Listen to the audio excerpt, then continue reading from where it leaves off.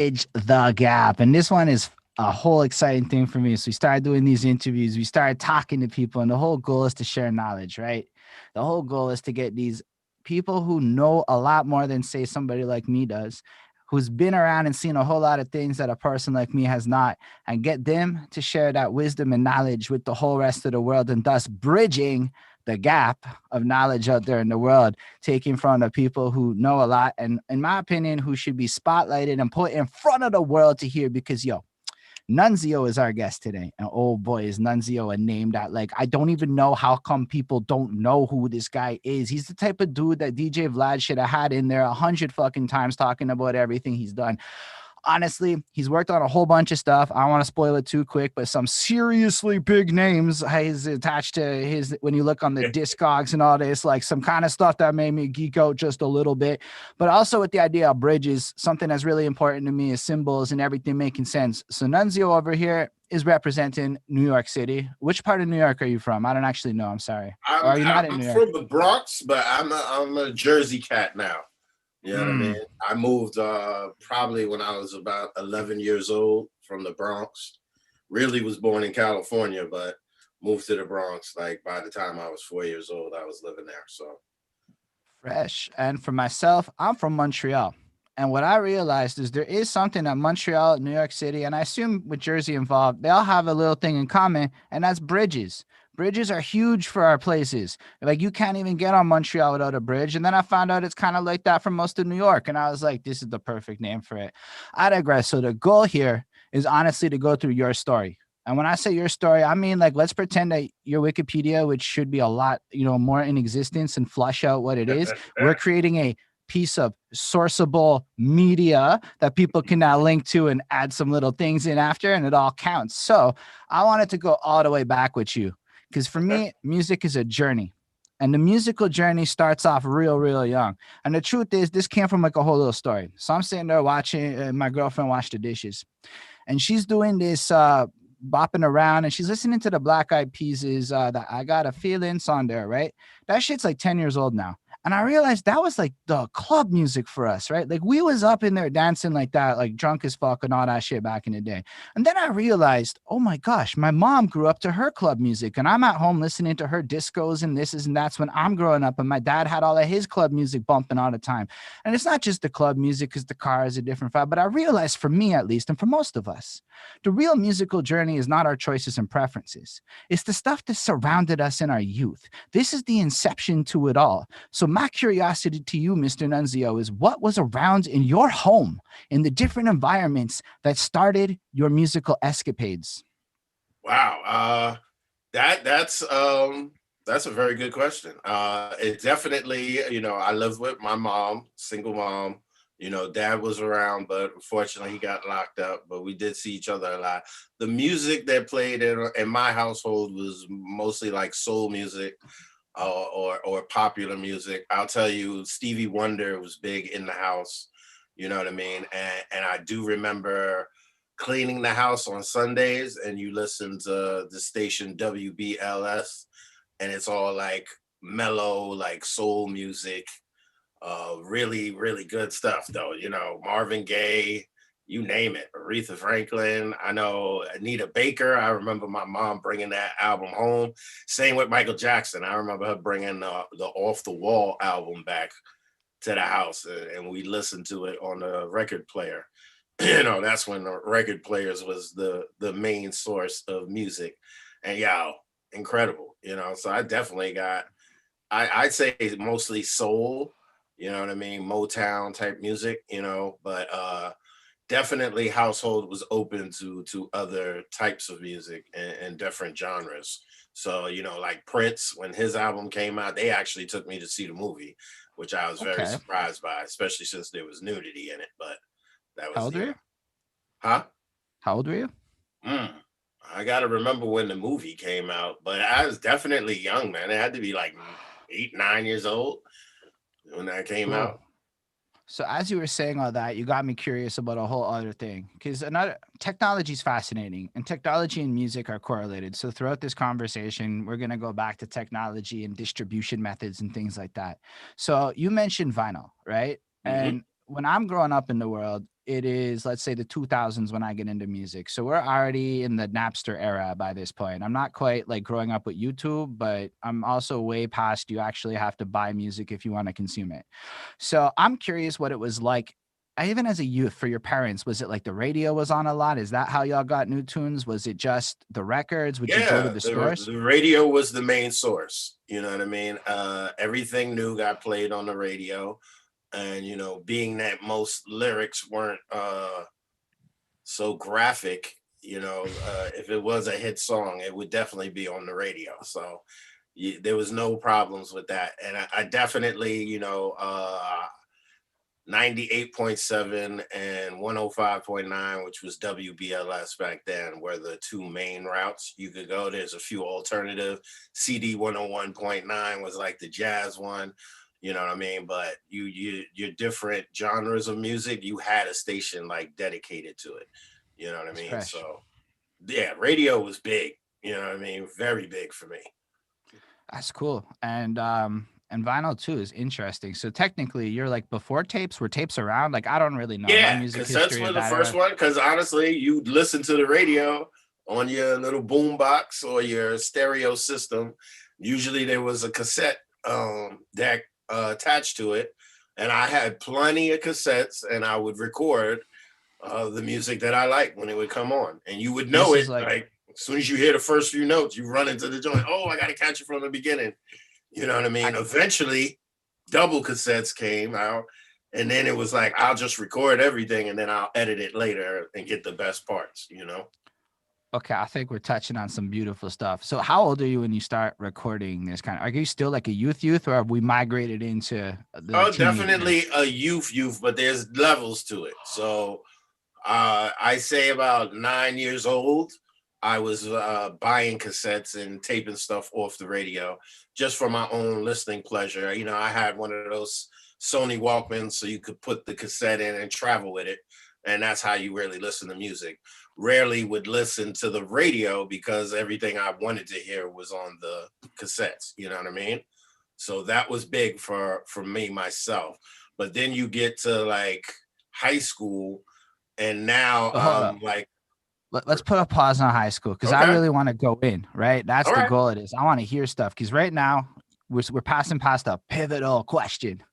What is it, about 8 or 9 when you start to form your musical identity? Because we across my interviews have figured out it's about puberty. It's around Mhm. puberty. We don't know that, but that's when it stops being my parents and it starts being mine. And Mm, so was it around 8 or 9? I think for you, like you were young yes. then when you started getting Yeah, into your eight or own music. nine would be it. I always was into music though. Music was big. I like to dance. So, you can't dance without music. So When that did was you start always like big. so were you like dancing from like childhood? Like did you Yeah. like start to get into it?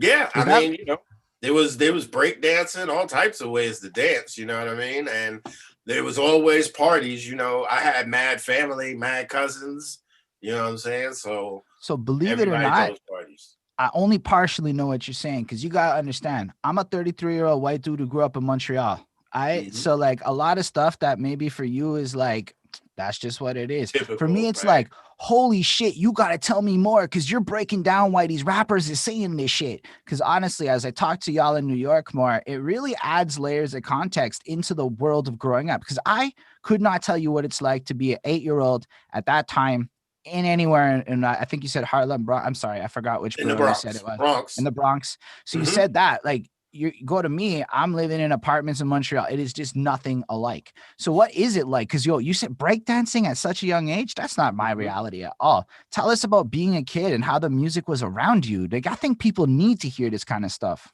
Yeah, I mean, you got so even in the schools there'd be parties, you know what I mean? So knowing the lyrics was always a big thing, and knowing the right lyrics made you like cool, you know what I'm saying? Because people would just mouth words and know the chorus, but not necessarily know all the words. So if you knew all the words, you could really act up, and you dance while you acting out the words and trying to make dances that resemble what the words are saying. You know what I mean? So, definitely always had like a crew of people. I was always one of those cats that had the circle around him when he started to dance. I was just good at it, naturally, I guess. But You definitely watch videos to learn new moves and all of that. And video access, videos weren't big back then. Videos was a big production. So videos was like Friday night at 11:30 and it ended at midnight. You know what I'm saying? So you had a half an hour a week to watch something. Then you had Video Music Box, which was like that right after school. I gotta get home because it came on at 4 in the afternoon. But that was how I got up on hip hop, and pretty much the videos that they put out would always contain people dancing. So that it was a you know, double Do you know? positive because I would not only learn some new music to search for or learn the lyrics from watching the video, but I would also learn new dances at the same time watching it. So I'm not gonna lie, you just dropped what I call a knowledge nugget on us all. That's one of these moments where you said something so fucking insightful that it unveiled a layer of perception in at least my mind, that I'm sure the minds of others. Music videos confuse me a lot in the current era because they're basically movie Mhm. productions, and honestly half the time I have nothing to do with the song, and they're honestly kind of boring to me. That's me. A lot of Yeah, people might like them, and that's totally fine. But when people explain to me almost the history of it and why a little bit things happen, so dance is a huge part of hip hop. It's maybe one of the pillars that I'm less familiar with as a person, but it's mhm. a pillar. It really is a fundamental element of this. And I never even considered the fact that a music video is a mechanism to share the dance moves with the people in an era prior to internet. Like, Nunzio, thank you for sharing that kind of profound insight with us. That's a huge thing. And it even It is. explains a lot of the tone and style of the music videos of this era. Because again, I never would have put two and two together like that. Yeah, it's more of a fancy visual now, but I will say this: when videos first started out, it literally was just a person singing, maybe like a background, and they put stuff in the background. It wasn't that high tech, but when people started having relevant songs, they wanted to make like mini movies out of them. So they would actually, the content of the video would reflect the words that they were saying. So, it elevated and we kind of took a step back now. But there are some people still that do videos with the where the footage is actually significant to what the song is. You know what I mean? Right. Fair enough. So what was the song that made you decide to go, I'm gonna take all of this stuff more seriously. I gotta start recording this shit. I gotta start building my fucking catalog. What was the song that's, because that's to me the identity former. For me, All right. Well, Cisco's the thong song. So what's your one? this is tough because honestly, the first song that got me motivated to even rhyme or do any type of music stuff was Roxanne, Roxanne by UTFO. And Okay. the story behind that is once they put that out, then there became the real Roxanne, and she had the rebuttal to it. You know what I mean? Then they had Roxanne Shante, who was actually the real Roxanne, you know what I'm saying? Which was very ironic. But then there was these battles going on back and forth, So I think the main song that got me really like, okay, like hip hop is it, was a battle between KRS-One and MC Shan. So you had the Mm, bridge, What were and you listening to before that? then the bridge is over. You know what I'm saying? So that was like really what got me motivated. I literally would listen to those two songs back to back for like an hour straight. We take What did you trips. listen to besides rap, though? None back Rewind. then. I mean, I listen to all types of genres, but it definitely once hip hop got into my scope, like that was it. You know what I mean? I was definitely like, I'm sticking with this. It got to me so much earlier. that's We're the fair. same age, basically. Yeah, you're right, dude. Fair enough. Anyway, so I think it's fascinating that because you just triggered a whole nother thing for me, right? Battle culture. This is something Mhm. that's very fascinating because as I learned talking to Flaco Bayo in his interview, actually, this was like a lot more like in the streets real in your world, where like when you would see people, you would have to be able to prove your skills and test things. So like this whole culture doesn't really exist in my life. I know it existed in Montreal, so I don't want to downplay that. I know there are a bunch of cats in Montreal who grew up like that. I did not. So why don't you tell us a bit more about that battle culture side of things? Because if that's your inception point, that must be an insane time. Like that bridge battle series, that's huge. That's like Yeah, everybody knows exactly. about it huge. But So they what's it like made hit being a songs kid out of watching it. that? And honestly, all right, so let's go back even further than that.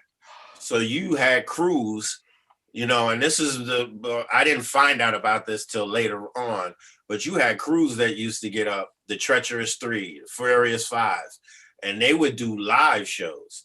You know what I mean? And in the live shows, these crews would battle each other, and they had dance routines. They had more than a few people in the group, so certain people would go in on another person from another group, and it would be like tag team almost. And then they even evolved to where the whole crew would actually interact with each other to talk about that crew. You know what I mean? So it became a very, very big thing. And honestly, it was basically a part of it. And really, it was more of a braggadocious thing, bragging and boasting. But when you get caught up in bragging and boasting, sometimes you end up demeaning the other person that you're bragging to, especially if you're in competition. So I understood, but like one of the things you should know is I lived on 1600 Sedgwick Avenue and on the 22nd floor. So late at night, it was all, especially on the weekends, I would hear this music playing. But Okay. because of how I was up, it would echo, but you catch a little bit of it. Definitely couldn't understand the words, but you could catch the beat. And that was actually Cool Herc spinning in the park because the park Holy was like shit. right behind my fucking house. So what you're saying is you were literally living and hearing the organic birth Yes. of hip hop playing out beneath you in a literal dude, you're a fucking legend. Like that's some Yeah, but history. without knowing it, that's what's the crazy part. You know what I'm saying? I didn't find that out till later on. Like, oh, that's what that was. Like, But you amazing. did tell us something crazy right there that again I never considered, right? And that's the idea of these crews and it being more than just MCs. Because let's be real, in this day and age, a lot of us think rapper first. We forget about the brilliance of producers. I know that I sound like shit before my sound engineer, and he's the most wonderful part of my process. Let's be real.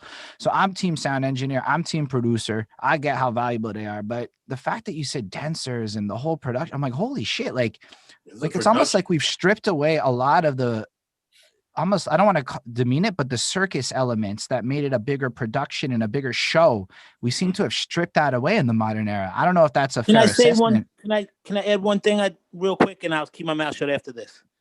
Sure. The battle thing actually started really with the b-boys, the breakdancing, because they were breaking and they were battling before people were rapping, and it just that was the culture. Like people, the MC saw kids battling, so they brought it right into their shit. Yeah, it definitely leaked into the whole rapping steez once it started to really evolve. But what you got to realize too, like if you're you feel you're the best dancer, and another person feels they're the best dancer, you're going to have a dance off. You know what I mean? So it really makes sense. It's like I'm trying to gain the title, even if it's in a 2-block radius. I'm the best on these 2 blocks. You're going to go against the other person who thinks they're the best on those 2 blocks at some point in time to really establish who is. Because just talking about it is one thing, but actually doing it and proving it is like real accolades. You know what I'm saying? That's crazy, right? Because even with that, like that means that, like in a sense, there's so much of the vocal side that ends up coming into it that owes everything to the dance and the production side, right? It's Because if you all don't have, integrated. It was like, if you don't, definitely, that's why I call hip hop a culture, because there's certain aspects of it that leak into different things, but the culture is still involved in it. Like you're gonna break dance and battle somebody, but at the end, you're not leaving like all mad at them and all of this. And it's the same with the MCs. You might have an attitude like because of how badly you lost or whatever, but you're not gonna attack the person that freaking did that to you. You're gonna be like, I gotta go home. I gotta make my next rhyme gotta be 10 times better than whatever he did. You know what I mean? Which makes everybody greater. You know what I mean? I think it's really cool that you said that because you just dropped a secret to success, which is basically if you don't win, don't give up, go home, practice harder. So Yeah. thank you also for sharing that in the middle. I love that kind of shit. Seriously, Nunzio, this is amazing. I feel like I'm just learning real culture, like the kind of shit that you can't find because unfortunately not a lot of people have taken the effort to capture it. So you sharing your time with us is next fucking level. But let's go back to your story a little bit, and we're gonna tie into all these elements as they progress. So you have this battle culture around you. You're a competitive person now because the dancing, the music, everything's around you, the environment, which is crazy. Because again, the birth of hip hop is starting in the same environment that you're in, which is just doubled down awesome. So you start recording on these tapes. Is that how it starts for you, or are you dancing first and then that migrates into the tapes? The dancing was definitely first. You know, I was heavily into sports, and the music was just one of those things that was always around it. In the area that I lived, you would always have like a person. If you were out playing football, basketball, whatever sport it was, somebody would always come around with the radio and start blasting music. And it would always be either something you didn't hear and you'd be like, yo, what is that? But it was like you would learn on the fly just by going outside too. So, family No, functions, whatever it is, music is a big part of everything. Somebody is always outside with the huge, like, I don't even know how you carry that radio around. That's why they called it a boom box, because it was so freaking loud. You know what I mean? So, like, so I understand it. It kind of gets embedded into you, even if you didn't like a song, you might know all the words to it because other people like it and you hear it all the time. That's very similar to what it's like to be in stores these days. I'm not gonna lie, but I believe that having the people with the boom boxes who are in touch with things carry it around is much better. And I think it's interesting that you even shared that because something that I dislike in my city is the local public transit system has an active effort to stop young people from playing their music on their phones. And I don't like that personally. I feel like let the young people blast their annoying music. I was a young person and I blasted my annoying music, let them do their thing. And I noticed that it's pretty cultural here. Like I'm saying Montreal. I don't know about New York. It could be completely different, or New Jersey. Um, but we really have an active effort to stop people from playing music publicly and loudly. I don't know why it is, but it's so fascinating to me that it's such an integral part of your original story. And considering the career you go on to have, it's like imagine if the whole world was silenced, how it would have changed the entire trajectory of like your life. That's so interesting just to compare the then and now. So as you get into the tapes though, how does that work? Why did you start doing it? What like made you go down that route? I mean, you just want to have the access to it, you know. Learning the words, like I said, knowing the words is always a big part, especially when you go to parties. Being that I was the person that would, dance a lot and probably have a few people come around and start watching you do what you do. Knowing the words was like the extra icing on top. You know what I mean? Because you be mouthing the words while you dancing, especially if you're dancing with a female.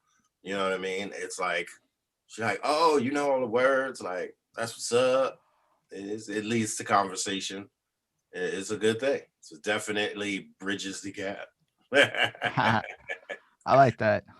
Thank you for that. That was the first bridge the gap pun in the history of bridge the gap, and that goes to Nunzio forever.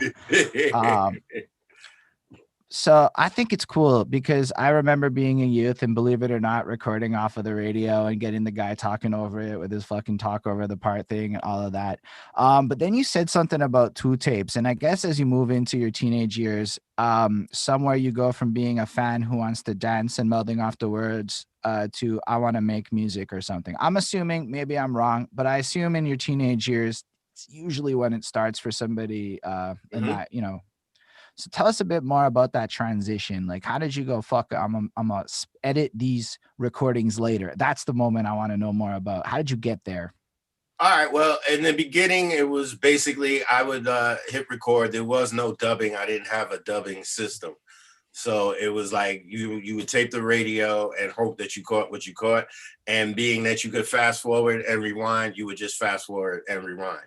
But over time, you kind of ruin the tape. The tape, the more you play it, the less quality sounding it is, and especially with aging. So you got to take care of that stuff. So, you know, I had some cleaning kits and all of that stuff to keep the radio clean and everything I was playing it in. Let's pause there. What's in a cleaning kit for your radio back All in the right, day? so there was a cassette that you would put in whatever it was. You drop some liquid because there's a little brush on it, inside of it. So you put the liquid on the brush, and you just play the tape for however long. They don't know. Like 5 minutes, and it cleans your tape deck, gets all the dust out. They have no idea. Sterilizes it. Exactly. It's one of those things, dude. You got, you know, there's a science to it because you could ruin a bunch of stuff. If your cassette player wasn't up to par, and this has happened to me before. Let's say you give this cassette, your favorite joint, to your boy, like, yo, play this on your stereo system. But his stereo system, he ain't cleaned it out in years. He'll play it, and then you're going to hear this. Like, oh, wait, whoa, yo. And then you're going to open it up, and the tape will not be inside the cassette anymore. It's going to be coming out of it. And then you got to do this whole thing where you're trying to get it out the tape deck. Then you got to twist it back in place. Then sometimes it flips and gets reversed. It's crazy, dude. I literally sometimes had to cut the tape and then use a little piece of tape, which is very hard to do, and piece it back together and hope that it doesn't snap. You know what I mean? If it counts, I got some people watching on my side, and they're all relating to this tape because, believe it or not, everybody over 30's gone through this. We are all relating together on this because I done it. I don't think I ever went as far as the cleaning kit, but when you started talking about rolling back in tape and that, I'm like, yeah. Once it happened to me once, I was like, nah, cleaning kit. Like, we need this. This is why that happened. I'm finding out. Like, I can't have this happen to me. These freaking cassettes were like gold. I couldn't go buy the records. You know what I mean? If my mom wasn't like, hey, I'll get it for you, it was a wrap. You know what I'm saying? Oh, shit. That's a big thing, eh? This is where, again, my privileged Spotify using ass doesn't really like remember that the world used to be like that. But how does it like, how do you get to the point, though, again, where like you want to start editing stuff? Also, can you define dub? Let's pretend that the people watching are not going to know your Dubbing. music jargon. So simple. It's just recording. A dub is recording. You know what I mean? Dubbing is recording. So when you have the two cassettes, I'm basically transferring what I want and dubbing it onto another tape. And then I stop that one tape and get to the next song that I really want. And then I dub it onto there. So that's the concept of dubbing. You know what I mean? Like you're taking the pieces that you like and placing it onto something else that's like your creation now. And you were doing this as a teenager.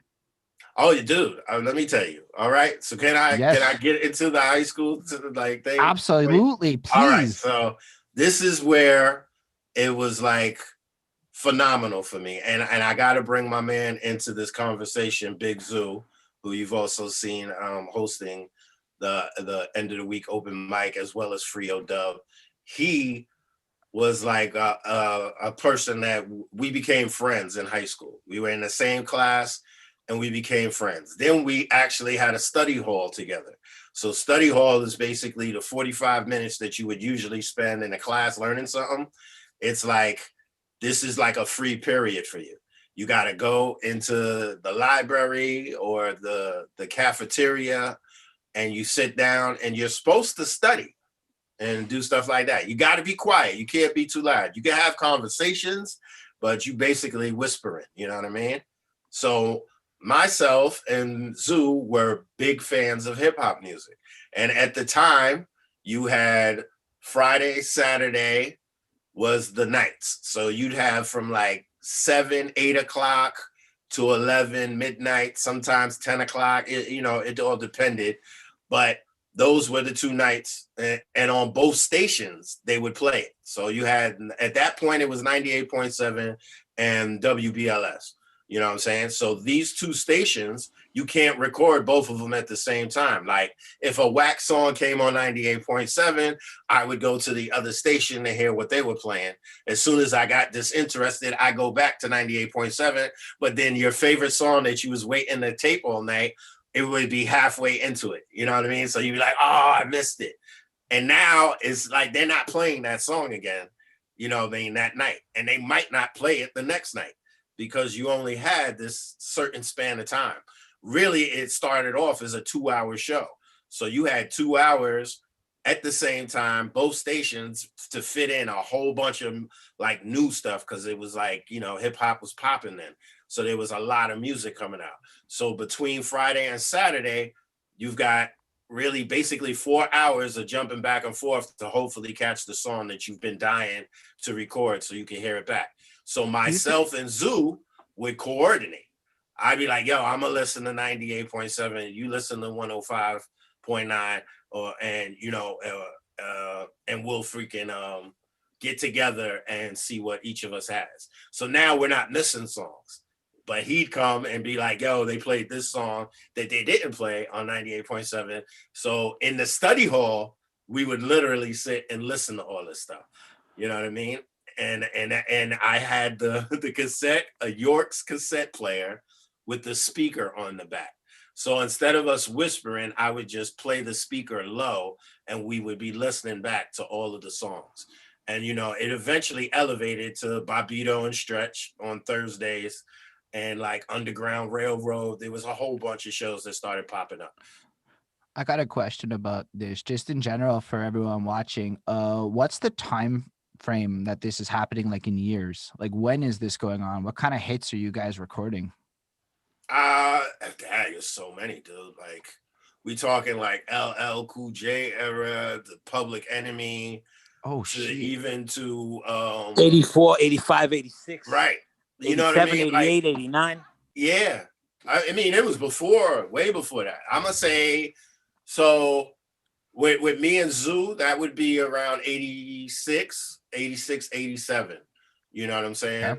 Hip hop blew up. That. Breakdancing like got public in 82. It was all over. No, I know. Before that, that's when I was in the Bronx.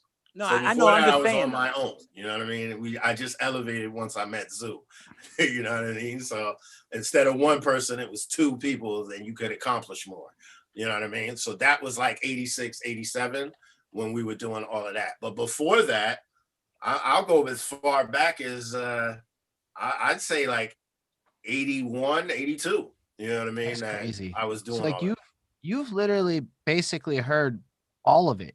Like, when I say all basically of it, I mean all you've consumed all of it. Like, since the inception to today, you've been around and part of this culture, and that is amazing. That's and crazy. This is the thing, man. They literally, there was always some there's a bunch of people on the block, the older cats, right? They would literally have the cassettes of those battles between Treacherous 3, Furious 5, so on and so forth. Oh my gosh. So I saw that Netflix show where they kind of talk about this, the takedown or the rundown or whatever. So I kind of know what you're talking about because they touch on that in the show. And you're saying you lived that. Was that show accurate at all? Do you feel like, did you watch it? Yes. Do you feel like it's a good representation of what you saw? And you know what I really like about it was, instead of me explaining all of this to my younger brothers, they watched that show and they learned a whole bunch. Then they were asking me questions and were interested. You know what I mean? So that actually seeing it made people more interested in learning about it. So I definitely give them props. You know, it's a shame that these things get taken off the air for whatever reason, but it was very educational. You know what I mean? And I can't say that everything in it was exact, but it definitely resembled my upbringing, you know, to a very high degree. All right, so there's one more main pillar that we haven't touched on, and I don't know how involved you are in it, but for the sake of it, what is your relationship with graffiti art? I'm not really a graffiti artist at all. I had a lot of friends that could. I wasn't the person that could draw and do all of that stuff. You know what I mean? I was definitely the dancer. I was definitely into the music, but everything else associated was just like stuff that I'd appreciate, but I wasn't even attempting to do. Like, my cousin used to go bombing on trains and stuff late at night. And, you know, he was like 11 years old trying to do that with all the older cats. So were you ever around for those kinds of things, or were you just left it alone? Nah, I probably could have snuck out the house and done this type of stuff because my mom worked at night, but I wasn't taking those chances. You know, honestly, I've definitely done like I'm supposed to come straight home after school and then go to the park and hang out and do other stuff that I shouldn't be doing. And damn near every time somebody in the neighborhood would walk by and be like, Rashid, what the hell are you doing out here? You know you're supposed to be at home. Your mom gonna fucking whoop your ass. Yo, and dead ass. It's a real community. You got literally, it ain't no spies. It's family, yo. Everybody is your family. If your mom ain't around, somebody's picking on you, yo, that person's gonna get their ass kicked by somebody that knows your mom. Family, you know what I mean? So the village existed. Yo, thank you for sharing that, because all of these extra things, man, this really adds that shade and context to all of us about like, because this music is a result of this culture and environment, right? So a lot of these early nuances, a lot of the things people were doing, they're confusing when you try to go back in time and make sense of it today. So talking to you really is a pleasure. I don't know.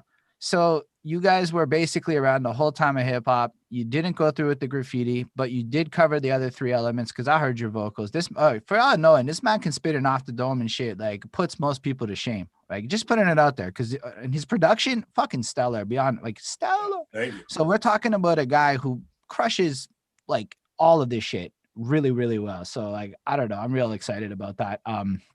Anyway, so let's go back to Big Zoo and you strategically teaming up and applying a project management strategy of deploy and conquer to optimize the research and development of a better palette for your music. Because you guys applied some corporate America shit to your music acquisition. And so kudos to that at a young age. Yeah. So you guys are creating your playlists. You guys are doing your things. So you're trying to stay in the know already. So I guess there's a lot of power in being the guy who has the tape of the new song. Exactly. And So I guess the beginning of dubbing is cutting out the songs from these mixes, right? In your lives, is that right? So how does that start? Okay, so all right. So we would get up, we have the cassettes. We already knew which ones we wanted from each other because of the study hall. So yeah, he's either coming to my house or I'm going to his. Now we're going to transfer the tapes. But eventually it evolved because now you had DJs that would play the original sample that they made these songs from. And, you know, back then, most of the music you heard, there weren't too many changes in it. It was like, we're just going to jack this record and take the best elements and put them together and you're going to rhyme over it. Just make it. Do you want to just expand on that a little bit? Like just pretend like you're talking to people who have no idea, like a level one. Give us the 101 version of what you just said. The 101 version is a lot of your parents' favorite records.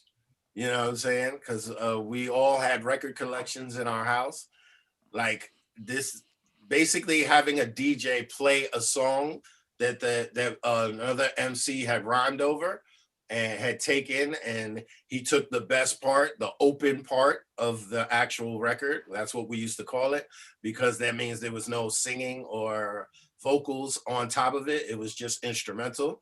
So they would take that piece of the music as an instrumental and create an instrumental, you know, and that's what they would rhyme over. Sometimes you take the vocals and the chorus, etc., but basically they were just taking the open part of a popular song and looping it. So once that we discovered that this is how they were doing it, you start going home and looking through your records. And then that's what brought on the whole production thing. So now you're looking through records, like you found the record that you liked, but now there's 7 other songs, you know, 12 other songs on that record. You end up going through it like, damn, I wonder if another song has an open part like that. And then when you find it, that's where you go to. So the same way I was dubbing cassettes, now we're doing that at Zoo's house off of cassette, because the cassette player and the turntable were both hooked up. Once again, a York's stereo. You know what I mean? So I would bring a record through, or he would have some records at the house, and we would catch that part of the instrumental, record, stop, and then you bring it back and try to catch it again. And you know, you might get like 3 good loops in a row, but then you got that one that's a little messed up, but you know, you accept it. Like, all right, it's too tough to like be perfect. You're literally breaking down the This is how, yo, a lot lot of people did this. Like, you gotta understand, dude. I don't fucking almost Pause next to tape nothing. culture. Yeah, pause tape. Because this is like how everybody was doing it back then, right? All of the beginnings, Yeah, a all lot the of records. people, except Like, for the people in the studios. And honestly, I'll be honest with you. If we had a DJ, it would have been totally different. You know what I'm saying? Because a DJ would just cut up the two records and go back and forth, which is your Grandmaster Flash. Still doing is probably the person you could actually give that credit to. You know what I mean? But I'm sure there's other DJs that were thinking the same thing and trying the same thing. But Grandmaster Flash took it a step further by altering the actual turntable.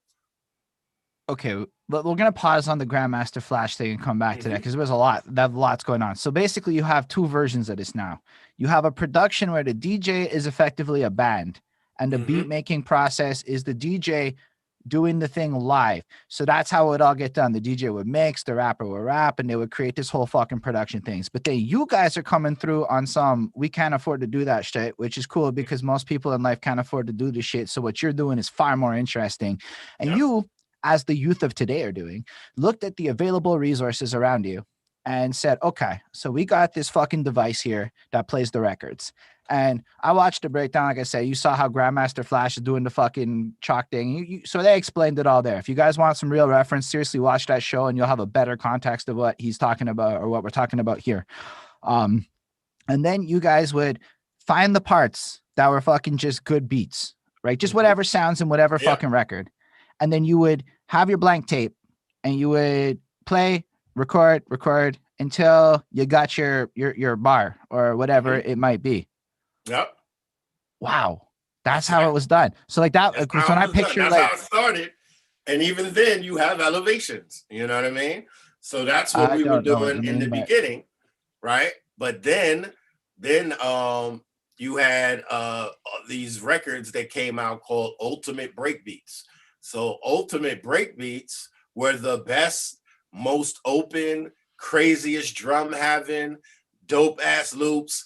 Even though people had used them, there were other parts of the record that they had on there that they didn't use. So you would be like, oh, I'm gonna loop this part.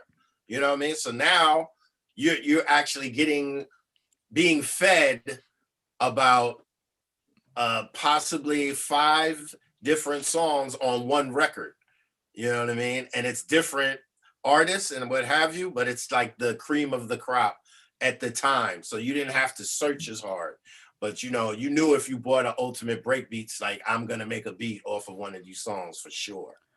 So I got another question then, and it's one of those kind of like observational questions. So today, when you think about music production courses, everyone goes on YouTube and they learn out these little courses and they go do this, do that, do this, do that. But it's all like choose your target sound and try to recreate that, right? That's effectively what I see in basic courses. But in your world, you're almost incentivized to go find the record or the style or the sound that nobody's heard before. So you're going to have to maybe go buy punk rock and you're going to have to go buy metal and you're going to have to go buy this and that. That thing's just far outside of it, right? And in a way where I don't think people today are doing that in the same level. So I guess, is that true? Is that how it worked for you? Yeah, to a degree. When you so you hear I'm Bad by LL Cool J, and it's got like this rock whole thing to it, you know what I mean? But it's hard and you're like, oh, that's dope. That opens your mind now because you're like, I haven't heard anything like this before. But now you're like, wait a minute, my mom got some rock records. Like, let me listen to these. Because before that, you were looking for a certain type of record. So, once people started sampling different types of music, and then you hear it and they flip it and you're like, oh, this is one of my favorite songs. Now in your head, you're like, I can't just limit myself to one genre of music. I can't just be like, I'm looking for James Brown. You know what I'm saying? That was like the first person you were looking for because of the drums. Drums was always a big part of the hip hop thing.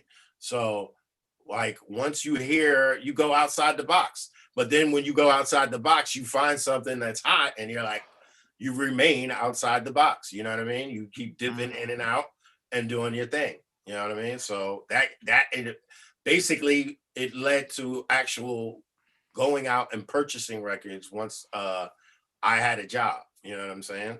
Fresh. So I see a keyboard behind you. Yes. Are you also involved in instruments at this time, or is it more of this is how your No, production comes? the only instrument I use is called an MPC. Now I know notes and all of this, and I could play a note or two, at least to complete a beat that I'm trying to make. And I'll experiment a lot, especially if I'm playing it on piano. But basically, pads are what I Okay. use. That's fresh though. That's fucking dope though. Still, I honestly, you have to have a lot of rhythm. I have Yes. tried, and I am very bad, is what I learned. And I had to check my ego, and I thought I had tapping rhythm until I tried out that kind of stuff. Um, that's cool. So you're a teenager with Big Zoo, and you guys are literally making fucking beats in wherever at home, taking Mm-hmm. advantage and leveraging available tech. I keep saying that because I want people to hear that and go, "Oh shit, I can just go do it," instead of going, "I have to buy it," because that's what you Mm-hmm. guys did. You Yeah. started producing. That's fucking huge. Because it went on to really cool things for your life, and you started when you were young, and you didn't let obstacles stop you. You were just actually just like, fuck it, let's get it done, which is Right. just super respectable. So how did it go from like a hobby to a thing? So I met a guy at my high school, Teaneck High School, a guy named John Bay. John Bay was already in a group, which is the main source. So he was a part of the main source. But when he moved out to Jersey and stuff started happening for him, he eventually was released from the group. He was still like friends with them and all that. And he took me to the studio a few times with them. So I met Large Professor and went to the studio actually one time. This is a great story. So I go to the studio. Rakim is one of my favorite MCs ever. You know what I mean? And I go to the studio, and this dude is literally piecing together a song called The Ghetto. So he had done it originally, and Rakim already did his vocals to it, but somebody had messed up the timing on the tape. So the beat was basically lagging behind the vocal, and he had to come in and redo the beat so that it fit over the vocal. And I was there that time, and I remember like the first lines that he says is "Planet Earth is my place of birth, born to be the sole controller of the universe." And I'm like, oh my God, geeking in this freaking studio.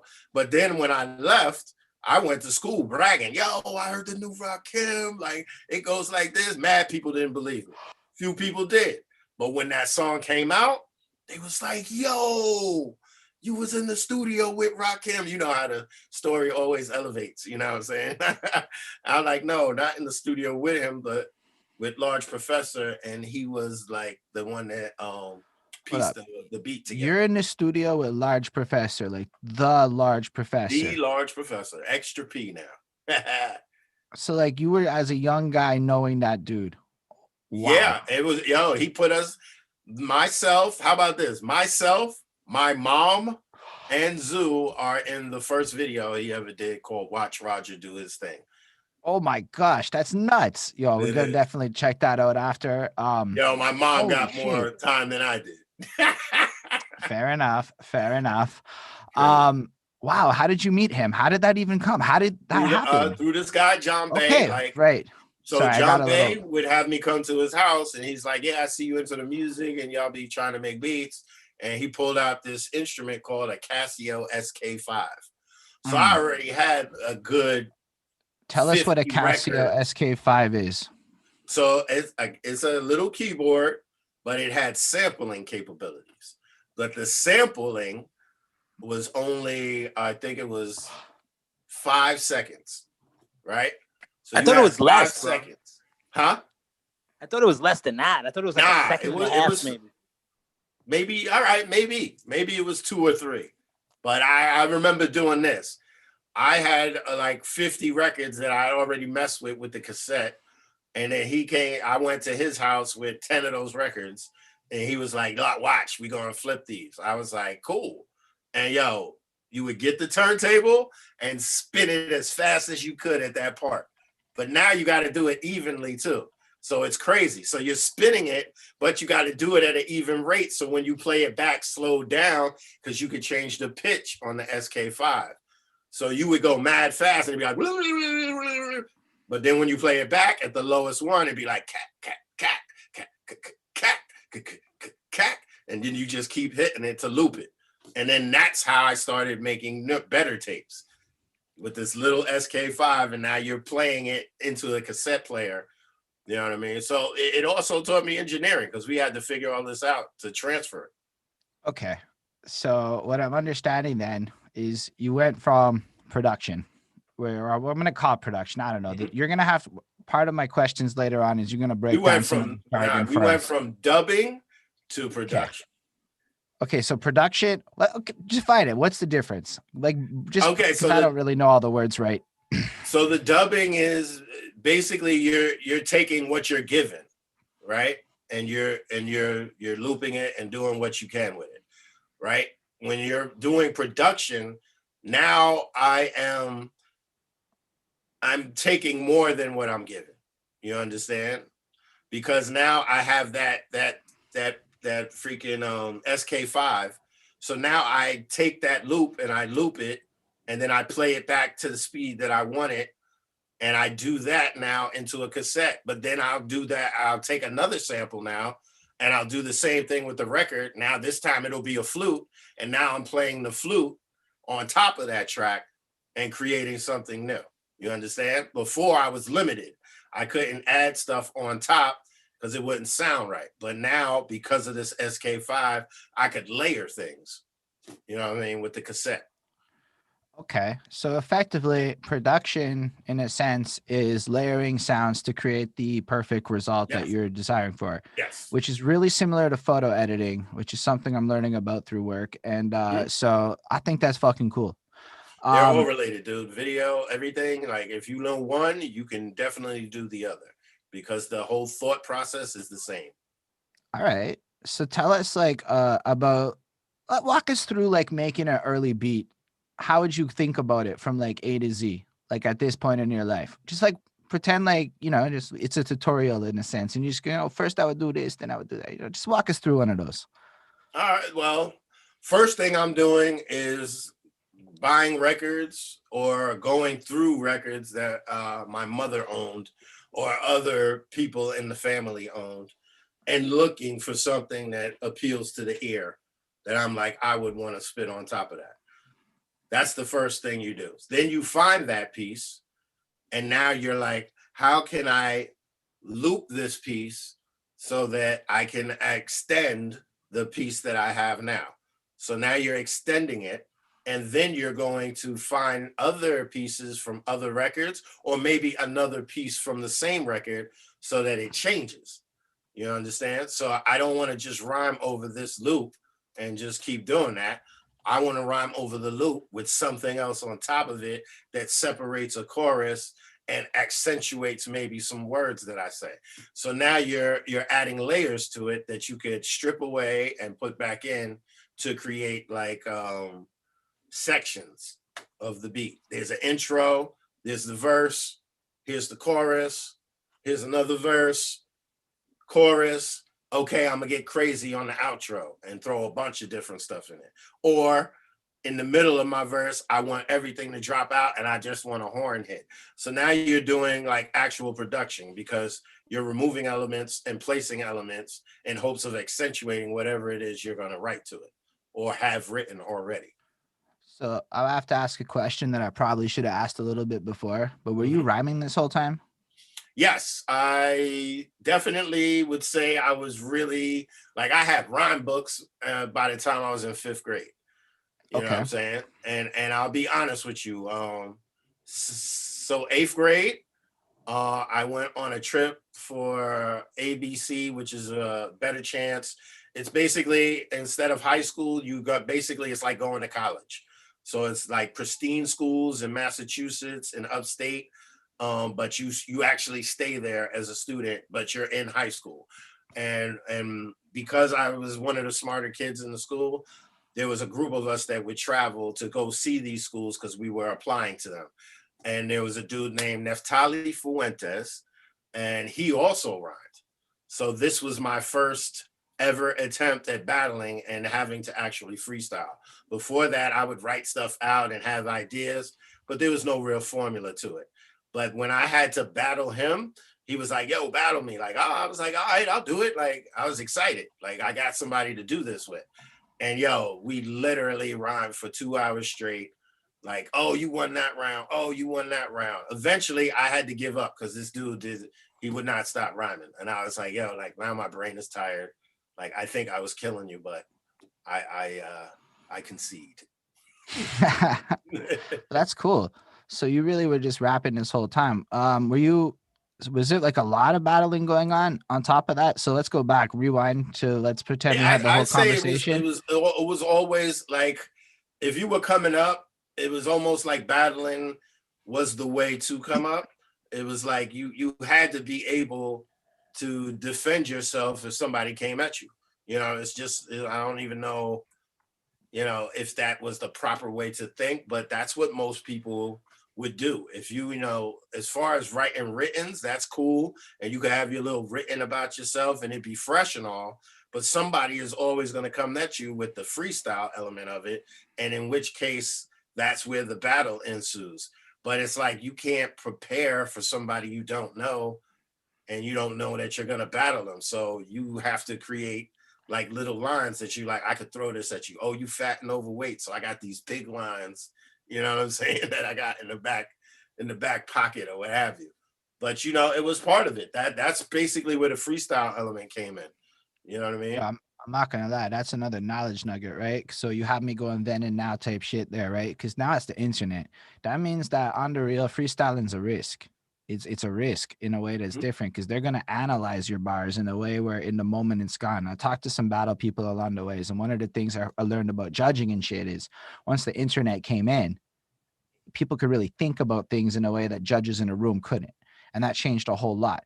But if the culture, if we go back to that, is that you have to be able to, off the dome, kind of just rip apart a person or be dope based on the environment, because that's what's being demanded of. And if we think about it, it really is, the gatekeepers of life are often going to be the people, and that's what the people expect, and that's the only way to go through with it.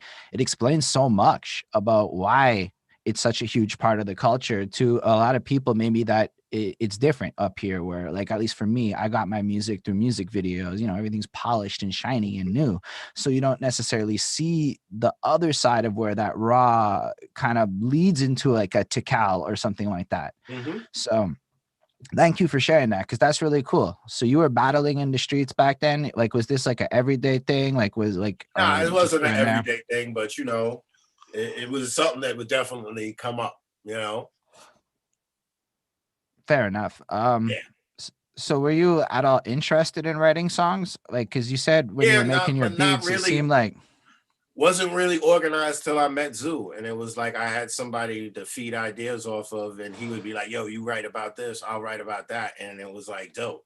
And Zoo was already known for rapping and freestyling when I met him, so you know what I'm saying. Like, I definitely went with with him to a party in I want to say it was in Inglewood. Yes, it was in Inglewood, and he literally knew Kwame, who was super popular at the time, and he knew Redhead Kingpin, and Redhead Kingpin had actually pulled him on stage to like freestyle rhyme. You know what I'm saying? So to me, that was like amazing, and I was blown away. But it's like, yo, there were literally like parties at our age that we could go to and see people performing and doing that stuff. So it was very different. You know what I mean? Like, there's parties where people DJ, but then they be like, yo, stop, such and such is in the house, we're gonna let them rock. And you be like, word, like, that's what's up. fair enough. What was the sound systems like? Did y'all have mics and shit? Were you all recording vocals and stuff at home? Like, tell us not a at little home. bit of. No, Okay. not at home. Everything you had was the low budget, like all-in-one systems. Like I was saying, York's was probably the best one. Like, we had the toy microphone so that we could put lyrics on top, but it was not a good microphone. It wasn't a good copy, but you know, it was like you could work on your art and hear something, which was good enough for me. So you could practice with the tech at home, and then when the time came, you would go to the studio. So let's talk a little like tangential idea. What do you think about the idea of one taking something? Do you feel like a lot of people are like actually one take it, or do you feel like there's a lot of people who just practice a whole bunch, or what's your experience with that kind of thing? Okay, so one takes I don't believe in, first of all. So if you're recording a song, like it literally should be executed as a production. You know what I mean? And where you have the best final product you can have. Like I've got people that come to the studio because I still have a studio and I record people. And when they come in here, they'll be like, "Oh, I messed up on this one line. I got to do the whole thing over." And I'm like, "No." Like if the beginning part is sounds as good and it came out the way you want it, let's punch in after that and just keep that flow going. Because if you one take it, something is not going to be as good as it could be in that one take. You know what I'm saying? Interesting. So this is like professional advice rappers from a Yeah, I mean, guy it's a production. who It's one has thing to be on stage and do something, and it's a whole nother thing to be in the studio. The beauty of the studio is you could polish everything that you would do wrong. On stage is where you have the problem, which is where freestyling comes in, because you forget a lyric, and, you know, you can't just stop rhyming. You know what I mean? Like, I mean, On I've done it stage, before, on but it's your like, stage show, people will forget, but a record is there forever. right, exactly. That's another point. so you got to be careful when it's a live record is I guess the big secondary lesson. Be extra on point that day. Mm-hmm. No, that's so cool though. I really like that you said that because I know a lot of people like, I don't know. I just believe that if you are going to one take it, and it's something I saw Liddy Bros throw up in the chats on my side, is that if you're going to one take it, practice it 45, 50 times first. So when you show up to one take it, Mm-hmm. it fits. Cause I'll I mean, tell you though, like, there's one person I could tell you who was a master of it, and that was Memphis Bleak.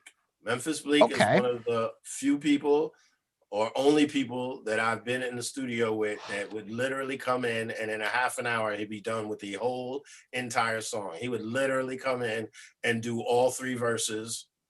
Boom. All right. Now I'm gonna do the ad libs, whole thing straight down, everything Was perfect. it, You know what I was mean? it like off the dome or was he like No, practicing no, before? he that's what I'm saying. He practiced it, but when he Mm. came in, the execution was like flawless. It's exactly what he wanted, and he was able to do it in one takes.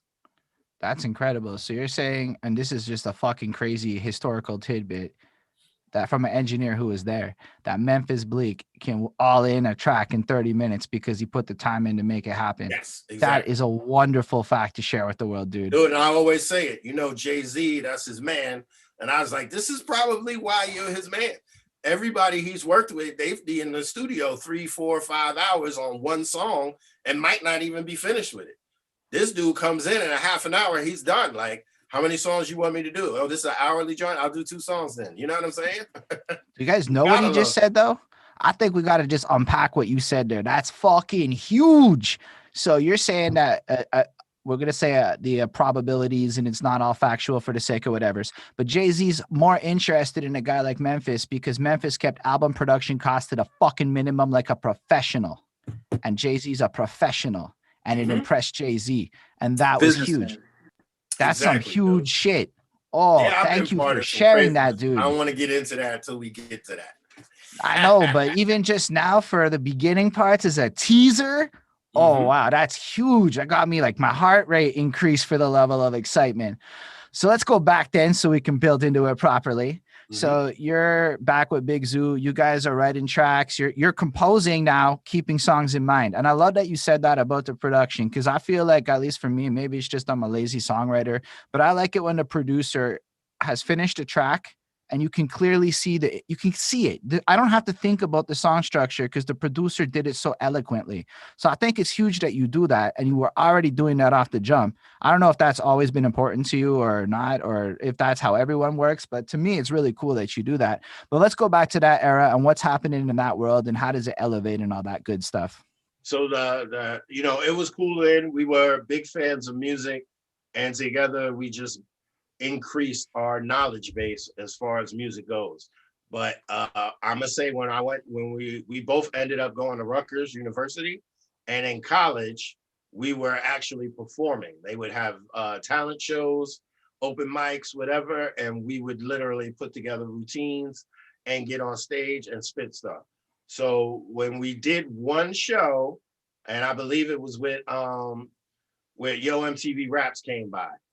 So Dr. Dre and Ed Lover had a thing, and it was like a competition. So we were all in the competition. Zoo ended up winning, but it's Did like you we just all say Big performed and spit. Zoo won a competition that Dr. Dre was involved in? Not Dr. Dre, like the Oh, chronic sorry. Dr. Dre. Okay, my bad. There's another Dr. Dre was overweight DJ who rolled That's with the Ed guy Lover. who is that the one who just unfortunately passed away? And I might be wrong. Is that because I'm pretty sure I I don't saw know a about Dr. that. Dre who was over. I might be No, wrong. I it's don't not. know. It's not. Okay, It's okay. not. Sorry about that. I don't want to put anything bad on wax or anything. I'm just anyway. Well, he didn't pass away. He is sick, but it is that guy. Oh, It's just he didn't okay. pass away. All right. Well, that's good, but it's bad all at the same time. That's weird, mixed emotions. Thank you for clearing that up. I appreciate you, Flacco. So yeah, back to you, Nunzio. That's still huge, though. Yes, you know what I mean? So he did that, and I remember he did very well and killed it. I was doing my thing and I got booed. It's all right. I had some haters in college, you know what I mean, which I found out later, but you know, it's all gravy. But yeah, after that, a guy approached us named Kwame, who was like, yo, I got a studio in my house. He lived off campus too. And he was like, yo, if y'all got some ideas for beats, like I can help you arrange them and we could do some songs. And we were like, bet. So the very first song we ever did was at his house because he had a little, like a real, it wasn't even like a high-tech studio, but he had a microphone, he had a system he could record into, and he had something very similar to the ASR-10. So basically a keyboard with sampling capabilities. And yo, we came through there mad prepared, like we was Memphis Blake with the beats. Oh, we want to take this section from this time to this time. We want to take this section from this time to this time. We want to loop it here. We want it to go 4 times, then 4 times on the other thing. Yo, and he was blown away by our professionalism as far as you've never made a beat before, but we made that beat in like a half an hour with his skill to put it together. You know what I'm saying? Just off our instructions. So it was like, that was the elevation. Now we had made a song, and now in our heads, we're like, yo, we can make it. You know what I'm saying? You always feel that way when you actually executed some shit you was trying to do. Of course, we came back, played it for everybody patting us on the back. And, you know, it goes from there to even bigger things. But in college, that's what we were doing. So you're spending your time in college producing and making music, but I guess in this era, it's pretty cool to do this because you're going to be able to go to the parties, rock out. So it's heavily tied into the social culture, which weirdly enough is very much manifesting online these days. So I think there's a lot of cool parallels between the culture that you're describing to us and the way that you collaborated and the way you worked and the way, honestly, I see Facebook and COVID kind of teaming up to force these kinds of collaborations and this kind of a culture almost recreating now. So I think it's cool to point out just these kind of comparisons, but so you're at the point now where you've realized I'm a producer or I'm doing this. This is where I'm going with my life. What it was is the acknowledgement that we were good at it. You know what I'm saying? Like Zoo didn't really want to do all of the engineering stuff. Me, I was interested in the engineering aspect. So basically, I was in college for 2 years and then found out I had a learning disability. And college was just a little bit too much for me. So I ended up dropping, well, not even dropping, I got kicked out. You know what I mean? By the dean. It was on some bullshit though. But I got kicked out of college. And then I went home and I started working at Walgreens and just doing regular life. But one of my boys, invested money in us because he really liked what we were doing, and he became part of Solid Ground because he rhymes too. And he bought an MPC 60. So say Sonic Ground. Sorry, just what's the name of the group? Just so it's clear. Solid Ground. was Solid ground. Yep. Cool. Sorry. Go on, please. So basically, he bought a MPC 60, which was the sampling machine with the pads. And I learned how to use it, and now I was making beats at home, and we were creating mad songs. And then my other boy Doug Wilson was part of a group called Doggy Dog, who was a very popular hardcore group. They were originally called Mucky Pup, and then they got new members involved and changed the name to Doggy Dog. And we literally, because of Doug being so down with them, they would let us use some of the equipment they had to record stuff. And they liked it so much that we ended up doing a couple of records with them for their albums. So that totally explains they the robbed beginning. Yeah, I mean, you know, the record Yo, I label. tell everybody about that. All right. Yo, my boy Scotty Banks do is you- like, wow, that's fucked up. He's like, but I love Doggy Dog, yo. So, like, no disrespect to Doggy Dog or anything. It does answer the question because I think I saw Roadrunner was involved there. Yes, And I don't know. Roadrunner was the reason. So, that like, happened. I'm not gonna lie to you. I was like, Roadrunner to Biggie.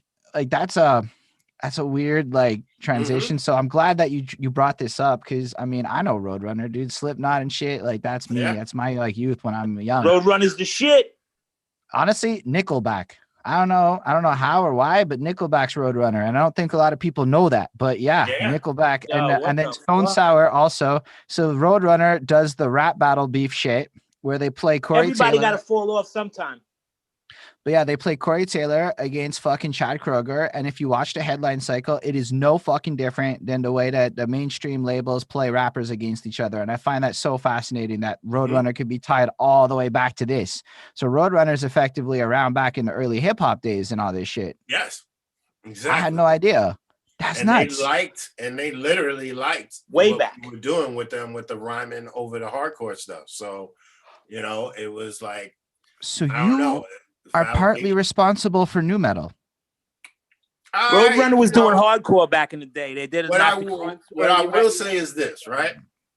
So we did a song called "In the Dog Pound," right? And myself, Zoo, and my boy Doug rhyme on it, and so does the lead singer. You know what I mean? John Connor was his name, ironically enough. So I just want to say, dude, I'm 12 years old in 2000. There is almost nothing better sounding to me than nu metal.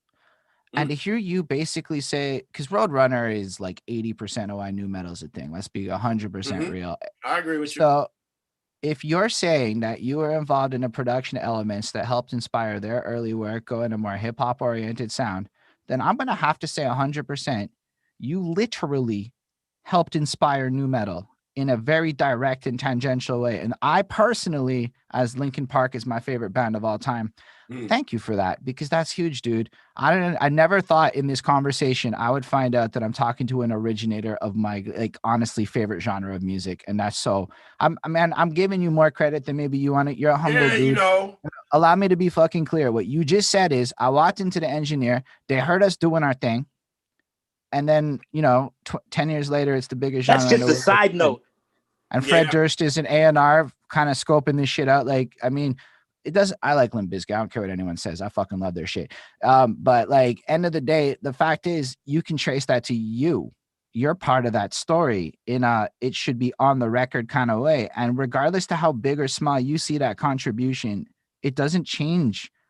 That's more than I ever did. Like, I mean, it's more than anybody ever did. Like, come on. We acknowledge that it was different, and it wasn't like an established type of genre even, or that it was like it was definitely a merger between two things that we like. They weren't the first to do it either. I like hardcore stuff, you know what I'm saying? I still listen to that type of music, in fact I engineer some of it sometimes too, and on live shows, but it's like we literally were just being creative and having a good time doing it. You know what I mean? So when it elevated, that was great. We were just on the last song of that first album.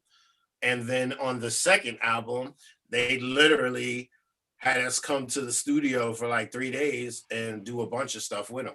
You know what I mean? So we did like a couple of skits with them, and we did 2 songs with them. And you know, one of the songs got them best new artist for the MTV Europe Awards. And I'll never forget that. So that means you're the best new artist, really, none. Yeah, you're part. You are in. Wow. Like, I'm just processing what you just said. Did you get to go to the award show and all that? No, they didn't even acknowledge us. Yo, I heard the same story 20 years ago. Exactly the same. Yeah. So this is the thing, right? So we were in the studio for the last day, and I guess it's the head A&R guy that came in, or maybe one of the higher ups in the label had come, and he pulled me, Doug, and Zoo to the side, like, yo, so we need you to sign these contracts, you know what I mean? And then we'll pay you some money for what you did on this record that we're about to pull out. So the contract, just on reading it, it was telling me that we were going to get paid $100 and that we wouldn't get any residuals off the album. You know what I'm saying? We would get credit in our name, but basically we were getting paid $100 flat fee for everything, no matter what the record did or what happened. And I told the dude, I was like, dude, like $100 don't mean shit to me. Like, I'm not signing that. But I was like, these are my boys, and I'm not going to sue them over no shit. But I was like, that's like a mad insult. Like, I'm not going to sign that. So I turned down that $100. Like I'm not fucking with you. You know what I mean? So I'm pretty sure when they won the award, they were playing the part of the verse that I was on. You know what I'm saying? When they went to get the award. You should sue that label today, bro. You should sue I'm not suing nobody, because I'm like, yo, I just agreed to do it because these are my peoples, and I don't have a problem with that.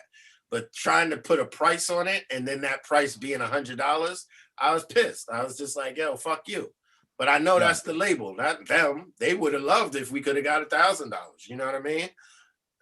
And I probably would have been with that. But I think it's cool that you shared that, because that's fucking professional of you. And the way that you handle that, like, look, I'm on my own like self-growth journeys and shit. And I would like to believe that I could handle a situation with that level of elegance and grace.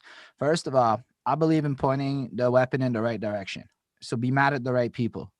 You were mad at the labels, not the band. And I know a lot of people today don't actually pay attention to that kind of thing. And they get mad at the band when it's like, come on, dog, you just have to look a little deeper to see what the fuck is up. So you were mad at the right people, but also you knew the consequences of going in that route and who it would hurt, because it probably wouldn't hurt the label. It would hurt your boys, and they were your boys. And at the end of the day, they still hooked you up, and you saw what they were doing for you. Because you said that in your way, you told the story, I believe, that you saw this as an opportunity and maybe you got robbed proper, but you also gained something that you wouldn't have got without the robbery. And the fact that you're able to isolate the lessons in that, I'm sure you learned about label contracts, and we all learned about that. That's fucking cool that you broke it down the way you did. You learned about the value of taking advantage of relationships and opportunities as they appear, but more importantly, keeping those relationships. I bet those dog guys are cool with you, or in that area. They'll always be cool, dude. I haven't seen them in a while, but I know one of them that played the bass. One of my boys was telling me, like, he said hello and Chris, and I was like, what? Like, you know him? Like, that's crazy. So, you know, small world. But it's like, yeah, I would never hold anything against those guys. And as a matter of fact, the give back was they had us open up for them at a lot of shows, dude. Like, so, and I'll never forget this one. We did one in Newark, and yo, no lie, it had to be like 2,000 people in this place, man. This place was huge, and it was packed out. And I remember cutting through the crowd was just crazy. You know what I'm saying? Trying to get through the crowd to get to the stage. And they called us on stage before they got on. The crowd was there to see them. And we did our first song. And when we finished, the whole crowd was silent. And they were just looking at us. And then all of a sudden, somebody started clapping.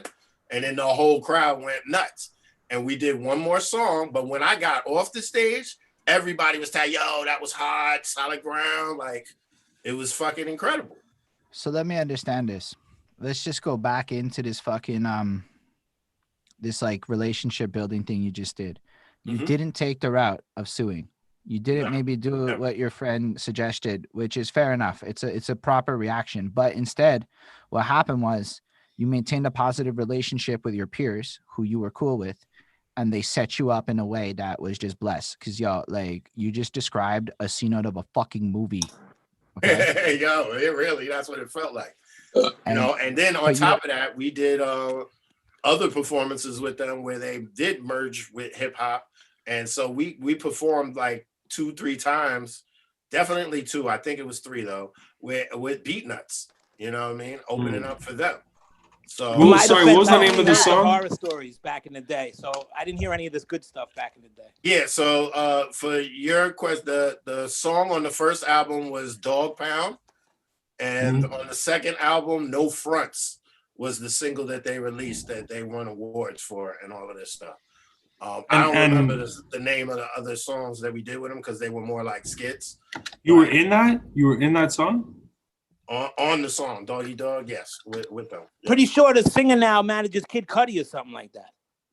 That's right. Oh, really, Chris? I mean, Wait, John what? Connor. Hold on, what? He some big rapper. He's definitely he definitely. I wouldn't be manages some surprised, huge dude. rapper. John Connor is fucking amazing. Who's? Oh wait, So, John Connor is the yeah, just like from Terminator. yeah. Yeah, that's his real so name. you're saying Matt O'Connor. this guy is the manager of Kid Cudi today?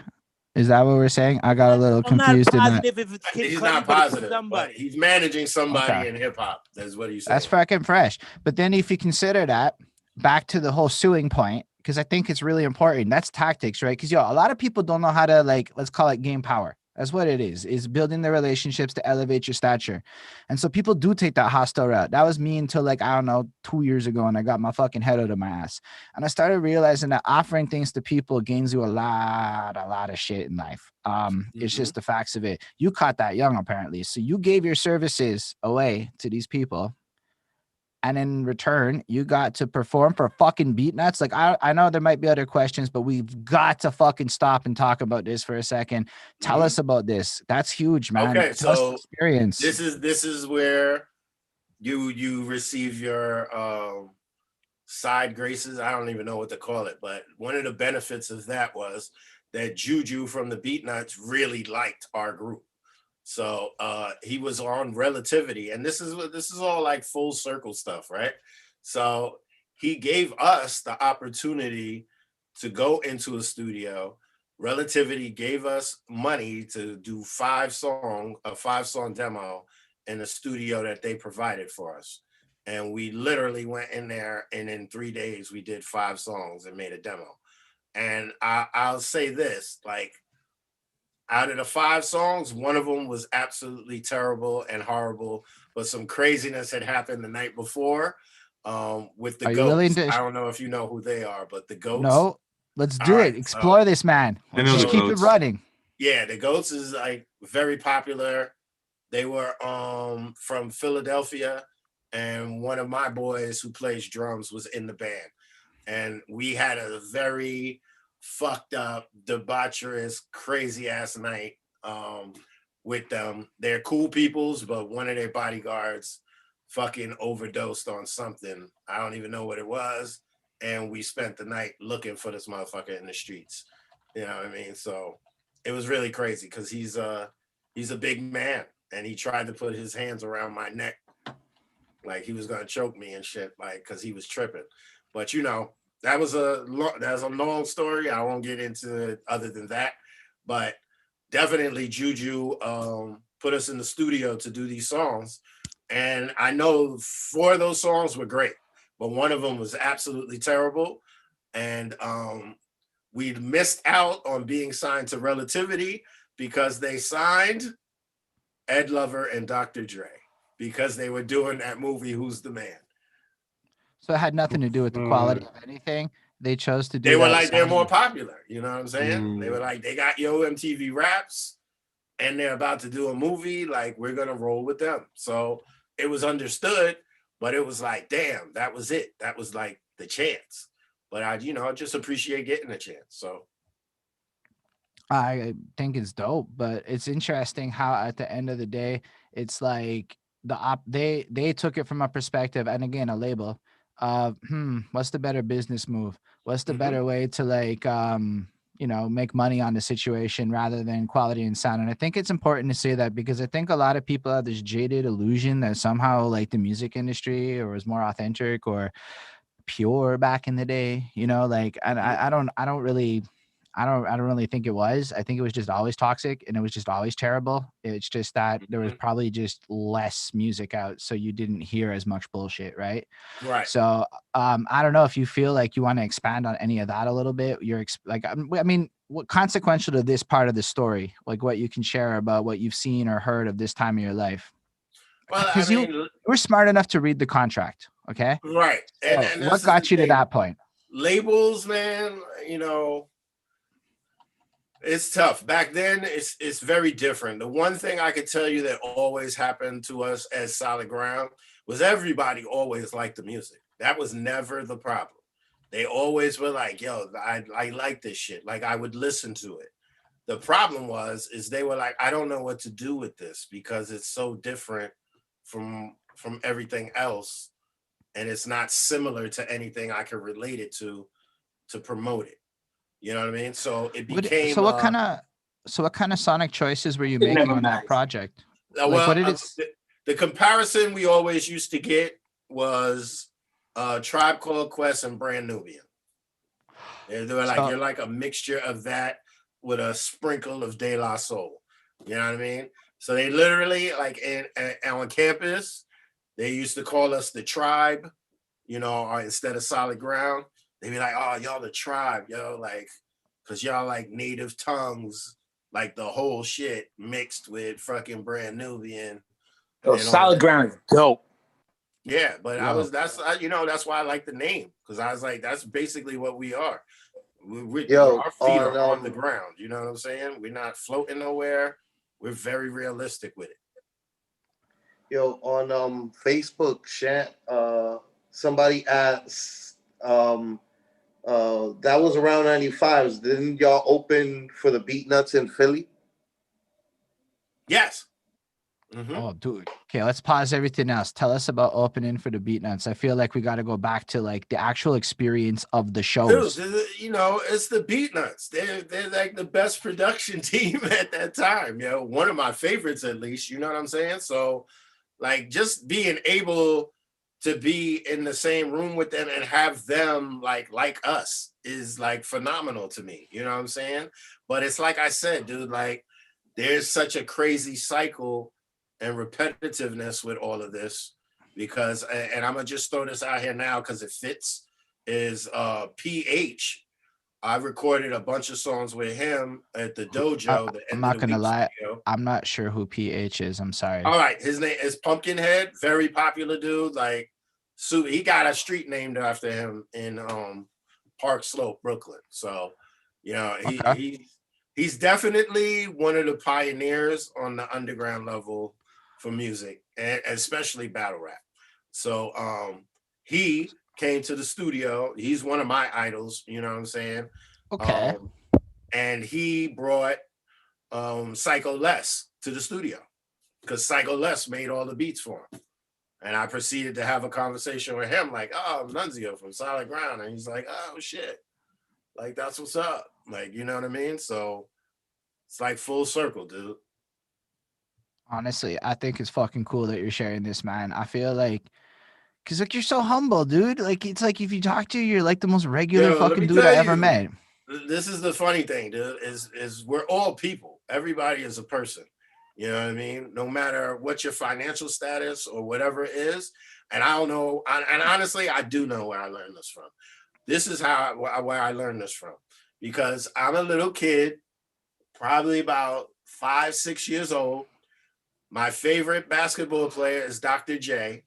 I go to a family outing and Dr. J shows up. And I have a picture with him. We both got the crazy afros, and I'm like at his knee, and he's just like, "Hey," was in the picture, like hugging me and shit. And yo, I met him, and he was a regular person. He was mad cool. He talked with me, and it was great. But at that time, it's like, yo, I just met like one of my heroes. But then you realize, like, yo, he's just like, he's part of the family. He's a regular person. You know what I'm saying? So he's related to somebody in the family. And that's why he was at this outing and he was mad cool. It was just a regular person. You know what I mean? And everybody else in the family, I was the only one really flipping out. You know what I'm saying? Everybody else in the family is treating him like a regular dude. And I'm like, yo, that's Dr. J. Like, you understand? So at that point in time, you realize, like, and I had to be told, like, yo, he's a regular person. Like, yeah, he does all of that, and that's great. But, you know, treat him like he's your uncle. Like, you know, and then of course, you're like, oh, Dr. J's my uncle. Fresh. Man, that's cool. So basically, then we understand that all this is going on in our story of Nunzio. We're at 95, and I'm pretty sure that 96 is a fucking cool year for you. So why don't we talk about the evolution into the next parts and how all of that comes to be? So my man Doug, who was the connect with Doggy Dog, he basically got a call from one of his friends, and he ended up getting a job at the Hit Factory. So this is probably in I'm gonna say let's just what's the Hit Factory? Okay, I was about to say in 93, and the Hit Factory is the biggest studio in the world. It's the most popular. Like Michael Jackson uses it. Every major artist uses that place. You know what I mean? Including the newer ones, etc. It's like the studio. So he ends up working there and getting promoted because he was working with Jodeci, and Puff was the one running that whole thing. And I found it funny because he's like, I'm literally getting mad jobs because people are afraid of them. Like he told me a story of how they were in the studio and they pulled guns out and they're looking at the guns like, yo, I got this one. Mine's nickel plated. Like, look at this. And they're holding the guns, just admiring the guns and shit. But it freaked out the engineers. And since most of the engineers at that time were white, my boy Doug, even though he looks white, he's a person of color and he's Trinidadian. And so they were like, do you mind doing these? So he's like, nah, like, I like this music. These dudes are cool. Like, he wasn't afraid. You know what I'm saying? So because of that, he ended up doing a lot of those sessions. And eventually he became an engineer over at the Hit Factory. So he calls me one day like, yo, I'm about to get out of this Hit Factory shit. I'm about to do a new job at this place called Daddy's House, which is Puff. Puff Daddy was his name at the time. P. Diddy, whatever you want to call him, Sean Combs. It's his studio. So he's like, yo, you should interview for the job. And I was like, word? Like, I ain't never engineer now. He's like, yeah, but you've been in here with me. You know enough. He was like, they'll teach you everything else you need to know, just like I learned. And I was like, bet. So I went to the interview. When I go to the interview, the woman sits down with me. We go through a bunch of stuff. And the final question she asked me is, do you believe in God? And I was like, oh, yeah, hell yeah. And she was like, you got the job. So I started working there about 2 weeks after that. And mind you, they were building the studio still. So I was part of the build. And at the same time, they were teaching me a little something here and there as to how to engineer. But what I found funny is there was 16 people working there at that time. And then they cut it down to like 6 people that would stay there as assistant engineers. All the people that had the degree from going to school and all of this, none of them got picked except for one person because his attitude was different from everybody's else. Like the rest of us were just eager to learn. So whatever you told us, we were just absorbing it. There was no rebuttal. It's like, okay. And then we might have a few questions for you to explain things further. But the other people would act like they knew what was up. Nah, I learned this in school. You shouldn't do that. You could do it this way, blah, blah, blah. So eventually they got rid of all those people and were like, yo, you're compliant. You're eager to learn. So boom, you're in this position now. And I was one of the people that they liked the most because all of that starstruck, stuff wasn't happening with me. You were just a regular person. It's nice to meet you, and we work. Diddy up the record is really Nunzio up the record. But hold on, can we just unpack this for a second here? Because Yes. that's a lot. I need to make sure that I'm following you, because this is like, we're talking about real fucking history. We're talking about the Bad Boy studio thing, the Bad Boy Records. Just so everyone's aware, we're talking that Bad Boy Records, the one that's still around today. In their original shit, their studio. You were part of putting that. Were you saying literally putting it together? Literally putting it together. So we're saying, we're talking. Was almost done. We literally like lifted and brought the pieces of the board in and all of this stuff, dude. Wiring, you name it. Building walls. It was crazy. So you literally helped build the Bad Boy Studios, or Daddy's House. That's a ridiculous name. Daddy's House.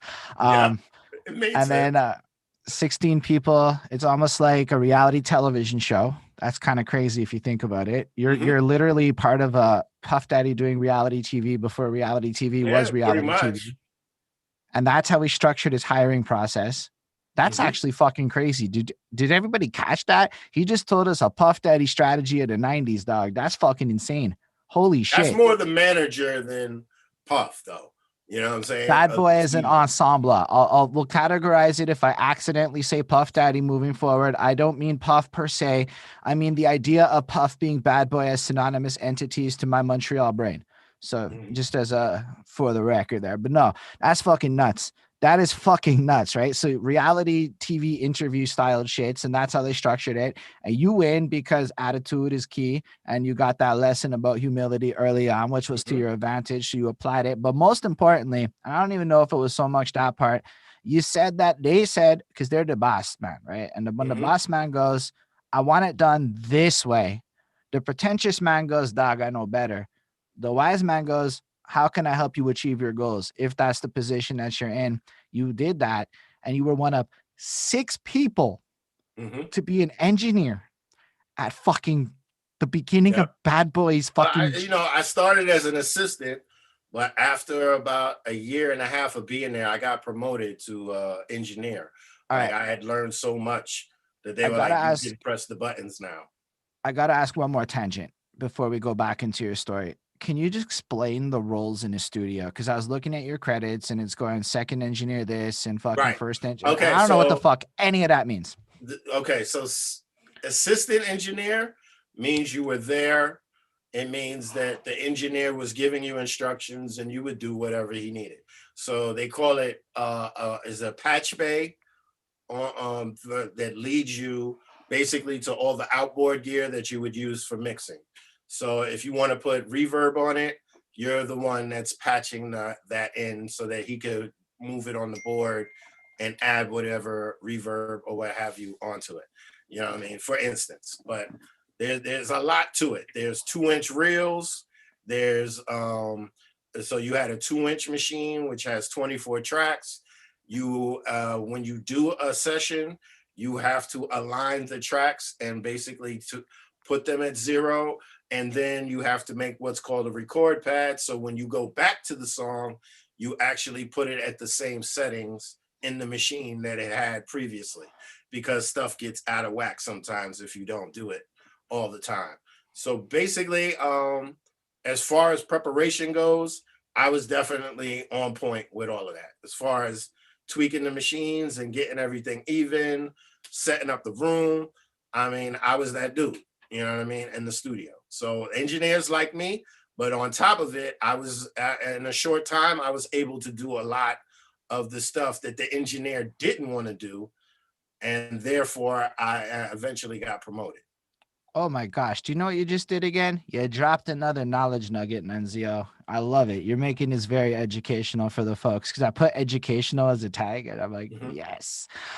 So basically what I'm hearing is, you saw the opportunity to show people that your value was prevalent or was better than others because you were willing to do things others were not willing to do. And showing that via your attitude, you were a team player rather than a person who cared about roles and responsibilities per se. And that elevated you in fucking Bad Boys Inception era. Do y'all hear that? That's always important. A team player, dude. Always I love a it, team dude. player.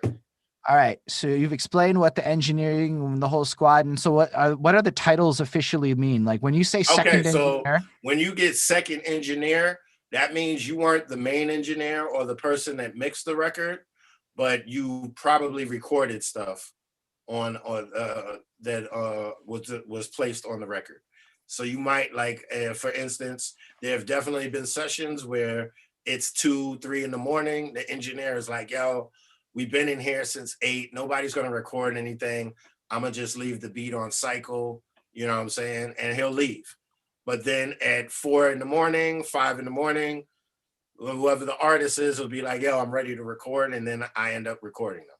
You know, as well as an engineer might not show up or he can't make it, in which case it gets placed in my hands and I end up doing the recordings. Fair enough, man. Mm-hmm. So in a lot of ways, did you get to I mean, obviously you dealt with some very, very huge names, like the kind of names that everybody geeks out over. And is this because you were just available? Is that what I'm hearing you say? Like you got these opportunities I mostly mean, because it's two things, right?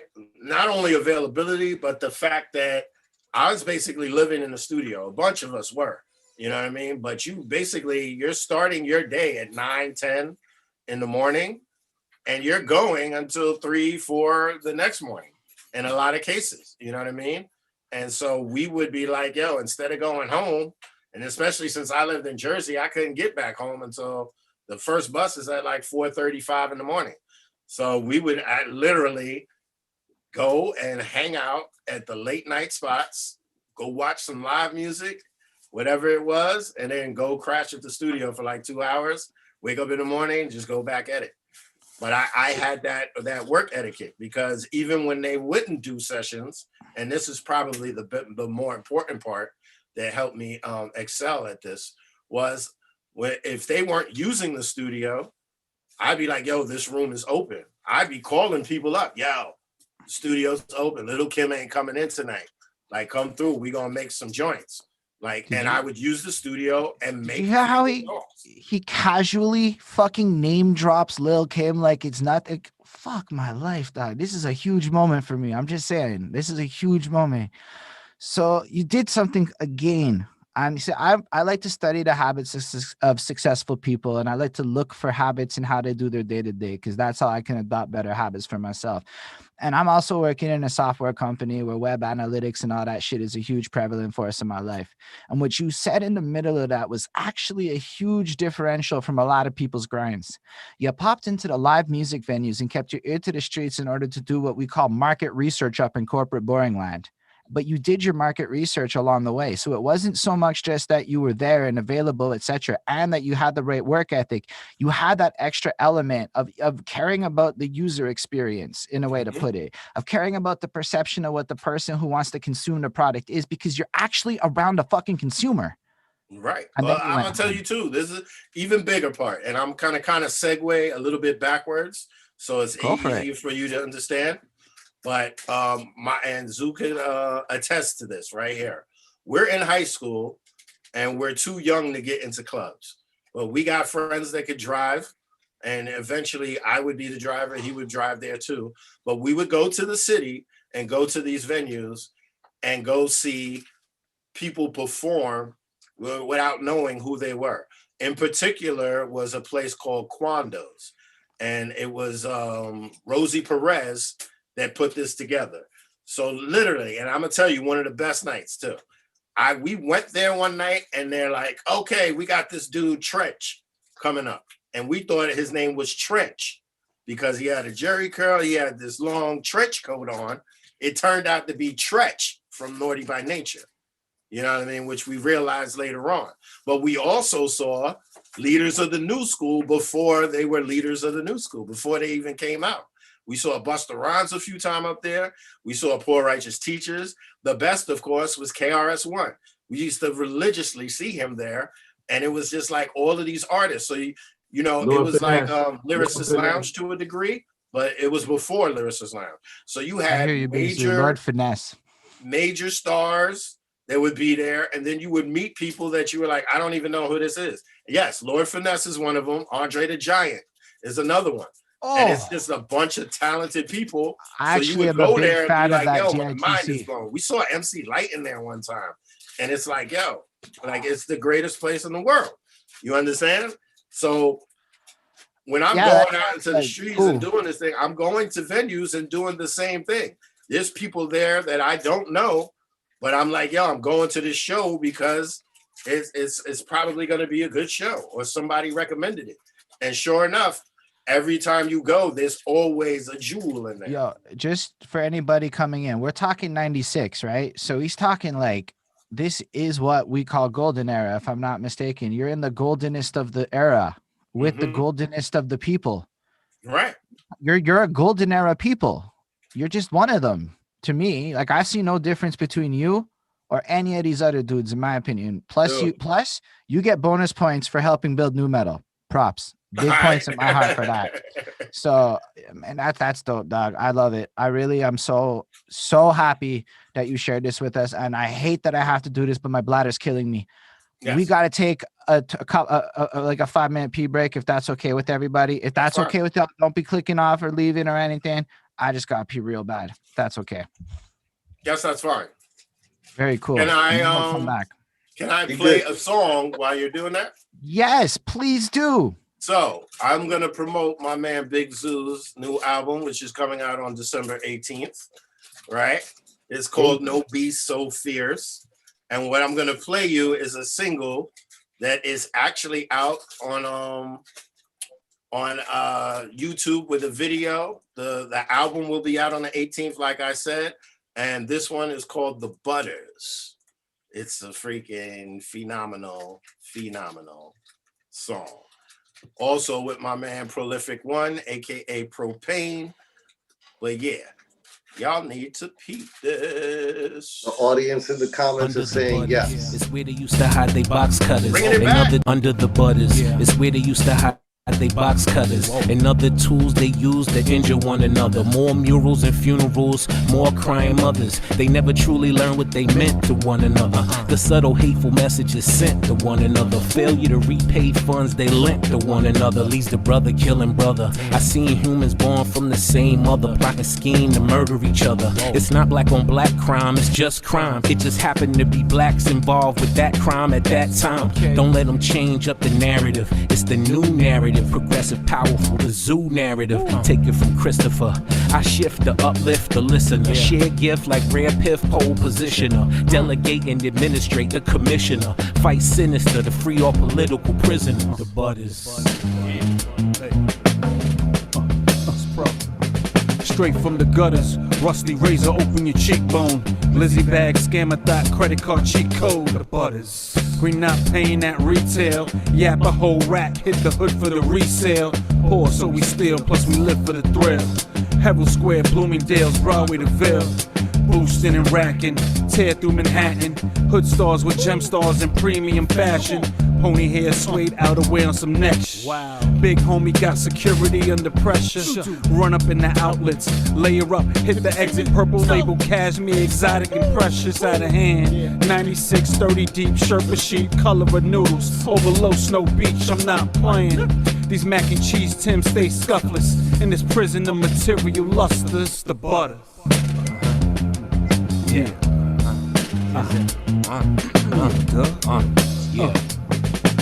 The mothers waking up late night, hear that lock click, make sure you made it home all right. The brothers working to hold down each other. Are we gang or we really at war with one another? Undercovers. Late night on the stakeout, harassing shakedown outside of the takeout. The others, you not a part of this life though. Watching from the sidelines, watch as our lives go. The butters. I need that by any means. Shoot a nigga, cut a nigga. Yo, I blood the scene. The judges, they throwing numbers like yard plates. 45 got us under pressure with God's grace. People of color, when we build with one another, our momentum is sky high. Freedom or die try. Put aside my, tap into our tribe. Elevate, get your levels on our vibe. The butters.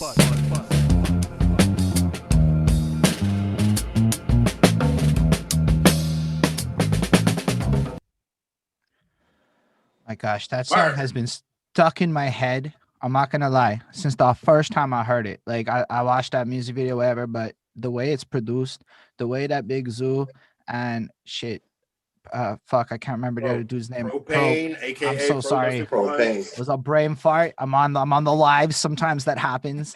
It's all good. But that track, the way everything is just put together, is actually just like fucking perfect.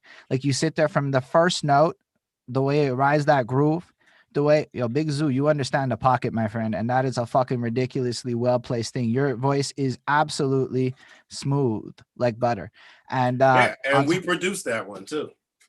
and it's like, and I'm not just trying to gas anybody up here. I like do fucking album reviews and shit. I take my like reviewer mind super seriously. So I can't be talking no nonsense. If I say it's dope and people don't think it's dope, it's bad for me, right?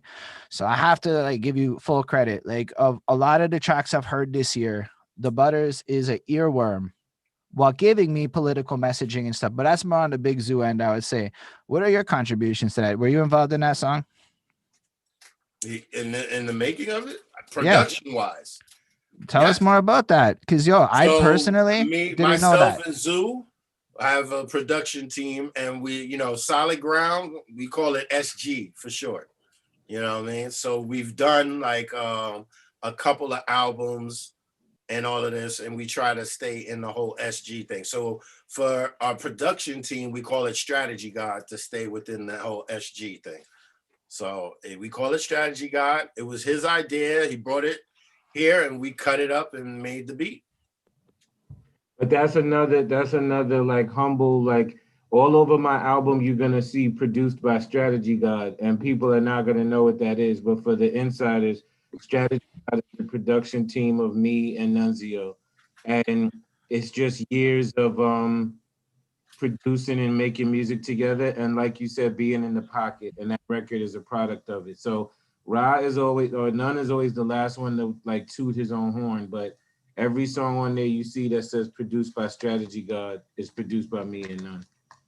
That's amazing. Kudos to both of you, because honestly, I'm not saying it lightly when I use the earworm term, because that shit's very specific. That means you hear it one time and like a worm, it infests into your fucking brain and it does not leave. And that's why I use the word infest in a positive way. And it's just been amazing to listen to that track over and over again. So that is, and I felt like everybody watching, because keep in mind, we want to make sure that the people out there in the world see this show. Somebody may come across who doesn't know you. They need to know you. That's what we're doing here. So I know that you're a humble dude, but it's totally okay to say, yeah, I made that dope thing. That's just what it is. It's totally okay to also do that. I'll keep that in mind. That's for sure. Yeah. I will toot my horn on this, though. I did mix the entire album. Amazing. Because the mixing, no offense, Big Zoo or anybody. The mixing is what really sold me on that, because it blended everything perfectly. And when you hear good rappers a lot, it really comes down to engineering what you want to keep listening to. As an album reviewer, the production gives my grade more than the rappers, because rappers be mad fucking consistent. If you like a rapper, you're liking the rapper on every song, and it's everything else that determines if you like it or not. That's the facts of it when you really like study this shit. So you made it pop, and that's real cool. And I know Big Zoo's involved too, so all respects to the production team. But I'm saying you made it pop too. That's all I'm saying. That's really fucking cool. Yeah, I'll agree with that. So why don't we go all the way back in time then to 96 as we're cruising around? And why don't you tell us a bit more about, like, let's go with some of the more fun stories. Like, you worked on some pretty fucking cool albums. Tell us about definitely. Them. So Big was definitely a pleasure to work with. It's definitely a different type of environment. Junior Mafia was there all the time. Same with Little Kim, but I definitely learned a few gems from him that I'll never forget, and I still to this day use with some certain artists or people that I feel like, yo, you're good, but you need to go like a step further. So I'll tell you this, like Little Kim, Want to Rumble with the Bee, huh? Bzz, all of that. That's because of Big. Yeah, like, she does a lot of over exaggerating words or doing sound effects. That's all because of Big. Because the day she did that, he was like, that's what I'm talking about. Like, you see how you just went, bzz, but that shit is hot. You know what I'm saying? So you were there when that happened? Yeah, hell yeah. A lot of stuff, dude. Like, you know. Tell us about the But, stuff. but she, you know, she was one of those. She has the talent. She's definitely got the wordplay, but you're not. And this is what I was saying before earlier about the whole one take. Like when you're in the studio, you're doing a production, like, so you're trying to get the best performance out and encompass that whole shit into the song. You know what I'm saying? So that's what he was trying to tell her. Like, be free with it, have fun with it. Because if you're having fun with it, then I'm gonna have fun with it. You know, if it's something that's wrong, we'll take it out. But in the meantime, don't be afraid to go there. You know what I'm saying? Be a little over exaggerate sometimes. Be extra. It's okay, because this is your stage, basically. In the studio, that's your stage for your performance. You know, you're only gonna get it once, though. And there's no recreating it except when you go on stage. And even then, it's not gonna be the same as what you did in the studio. But at least make this the perfect performance. Like, I hit all the marks. I'm in the cut. Everything is clearly heard, etc. You know, you got to accentuate the positive. But yo, a big thing you said there that's huge is don't be afraid to go and get too much. Now I made some music videos on my DIY cell phone shit, and I learned what that meant real time. Because if you don't get enough footage, you're reusing a lot of stuff, and it's not going to be like the good thing, and then people to B-rolls and other things. So effectively, it's like really important to like actually capture as much as you can to create the best final product, giving you, the engineer, a lot more to work with. What about like ad libs and all that shit? How important is that? Like, in, you know, like, was this like a huge conversation point? Yeah, I mean, all right. So first off, I'm gonna give you the master of ad libs. I had the pleasure of working with Public Enemy, right? And it was for a song, He Got Game, basically. So not only did I meet Hank Shockley and fuck, you that worked whole on that squad, shit? That's fucking that amazing. whole squad. Yep. And I learned a lot from them too. But I also got to meet Chuck D, who's one of my fucking heroes too. He's a phenomenal MC. But then he came in and did his part. So this is how they worked. They don't really get along too well. So, and I assume that's from years of touring and the fact that Chuck D is a very mellow, cool dude. And, you know, Flavor Flav is a little crazier, a lot more outlandish. You know what I'm saying? So, like, he would leave the studio and then Flavor Flav would come in. But where most people would be like, okay, so play the song and I'm gonna go through the ad libs. He was like, nah, I don't need to hear all of that. As a matter of fact, I don't want to hear the song. He goes straight into the booth and he's like, yo, play me the next 4 bars. And they'll play the first 4 bars. He'd be like, play it one more time. He'd like, cool, record me. And then he gives you the ad lib for those 4 bars, whether it's 2 of them, 3 of them, or just 1. Then he's like, okay, I like that. Let's go to the next 4 bars. So he literally is like, let me listen to it. I don't want to hear it because I'm trying to accentuate what he's saying. So I just want to hear what he's saying and with the beat, and then I'm going to just figure out what's a good ad lib for that. Just that piece of that section. And I thought, like, that's fucking genius. You know what I mean? If you didn't write the rhyme and you're doing the ad lib, that is absolute genius because you're giving full attention to a few lines so that you could actually give the best deliverance or performance to fill in that gap with an ad lib. You know what I mean? So I always found that phenomenal. Now, if you wrote it, you should be able to accentuate it yourself, but it might behoove you to be like, yo, I doubled words, but now I'm gonna do the actual ad lib. I'm gonna just listen to this piece till I'm like, oh, I know what's perfect to put in here. You know what I'm saying? That's the way the ball bounces, G. Yeah, you know what I'm saying? That's genius work. Yo, honestly, I have struggled with ad libs the entire time I've done songs. It is the hardest part in the world for me, and I think you just gave me a tip that I'm gonna go fucking try. You, it's gonna work. And it makes your job easier. There's no pressure now, and there's no really messing it up. You know how you go through and you be like, oh, I like all of these ad libs except for this one, and like I fucked it up. And then people will be like with the whole one take shit, and then they erase them. It's like, nah, just do it a piece at a time if you're not sure, and boom, it'll be perfect every time. Unless you wrote it. If you wrote it, then I would say, yo, be a little bit free with it and do it. But sometimes, just like yourself, you might be better off just doing it a section at a time and being like, yeah, this is the perfect ad lib. And sometimes you don't need the ad lib. So take that into account too. All right, let's expand on that. You're a professional. We're talking OG with all the credentials you could possibly fucking have at this. When should somebody veer towards ad libs, and when should somebody veer away from them, in your opinion, based on sounds and styles and shit? So I'm gonna tell you, first of all, you should always do ad libs, just because you can always take them away if you don't like them. You know what I'm saying? Now there'll be a case, and I will say this too. There are cases where you shouldn't double a word, you shouldn't add ad libs, you know what I'm saying, at all, because your performance, your vocal performance on the lead is enough. You know what I'm saying? So that's another thing to take into consideration. You don't always have to double words and do this. If your performance of the lead vocal is absolutely stunning and spectacular, and you listen to it and you're like, damn, that's dope, maybe you don't need to add no other stuff onto it. You know what I mean? But you have to, it's just observing things. And honestly, when you're making an album, you know, these are things that you should take into consideration. You know what I mean? Like, I've learned that you don't want everything on the album to sound the same, but and one of those ways is to do something like that. I got this one song where I'm telling a story, but instead of me adding ad libs and all of this other stuff, I added sound effects and left my straight vocal as the main vocal. Ooh. Did y'all just hear what he said there? That was huge. I mean, he said a lot of huge things, but he said an extra huge thing, in my opinion. Sound effects are ad libs, and that's how they need to be treated.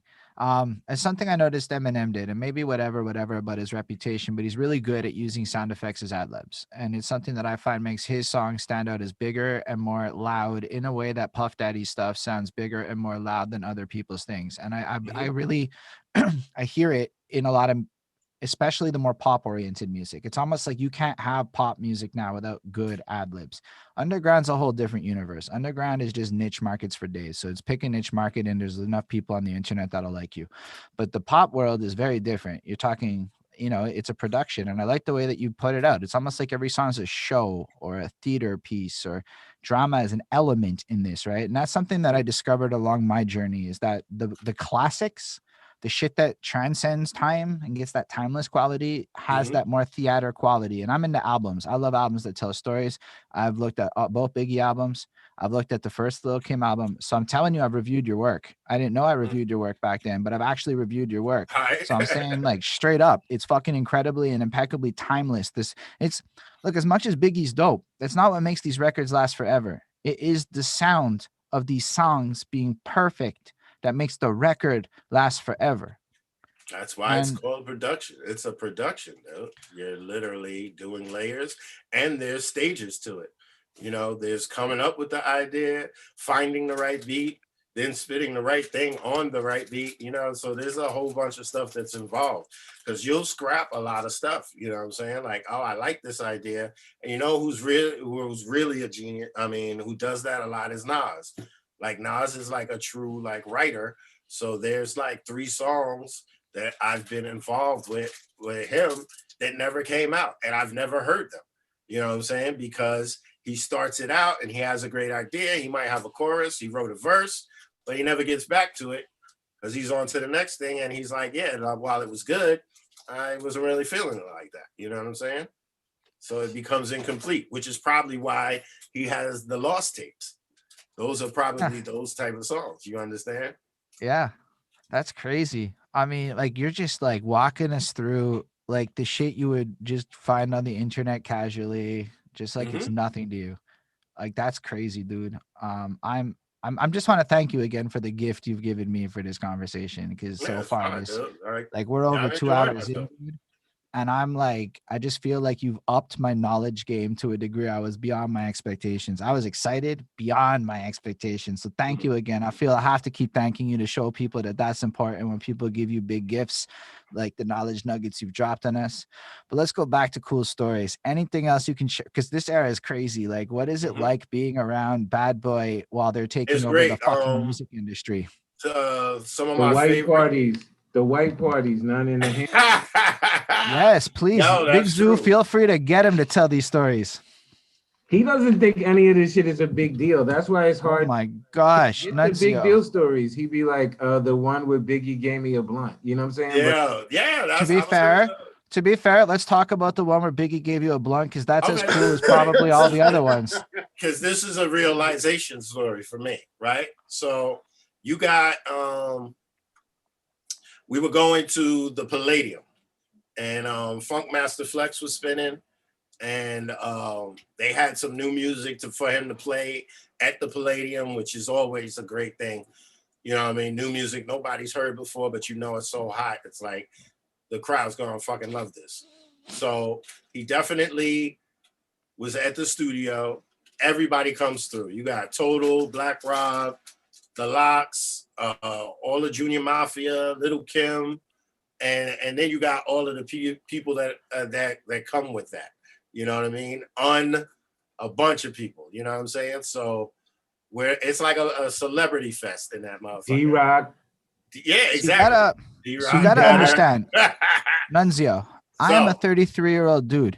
You are listing the people that were basically my inception to fucking hip hop, and you're just like you gotta understand. This is where and I'm gonna tell you New York, because New York has a different perspective. This story explains it too. So I'm already in awe of Biggie, and we're like, yo, he got a huge jar of weed from Branson. Branson shows up. We already know what that means.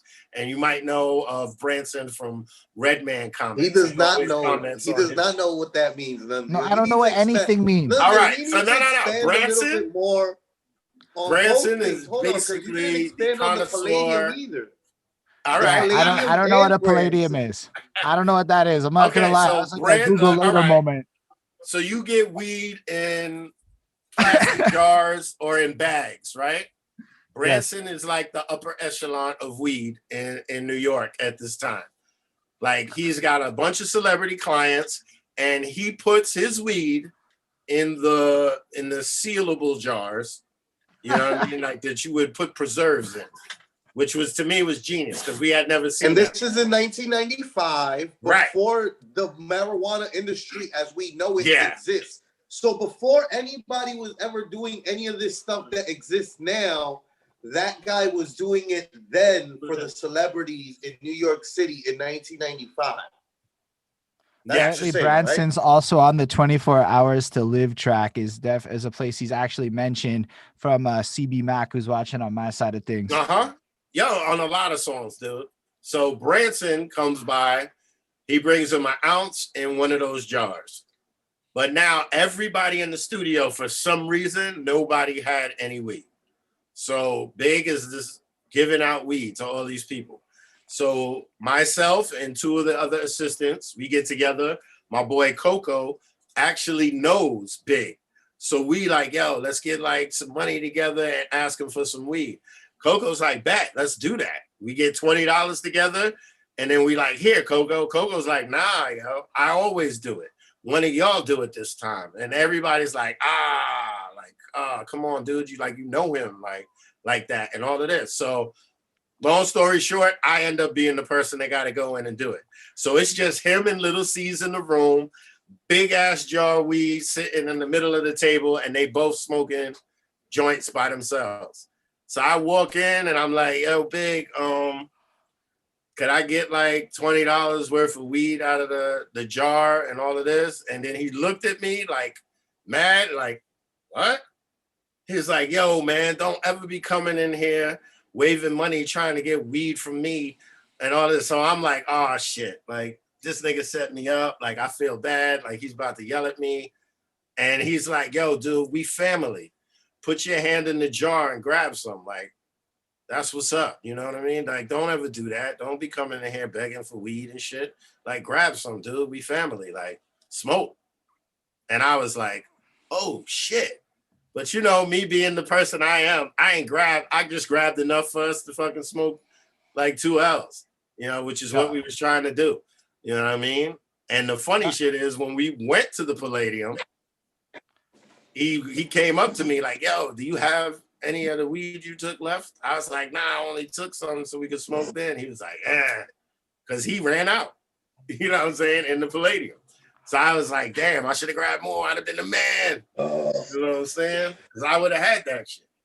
I got a question. What's a Palladium?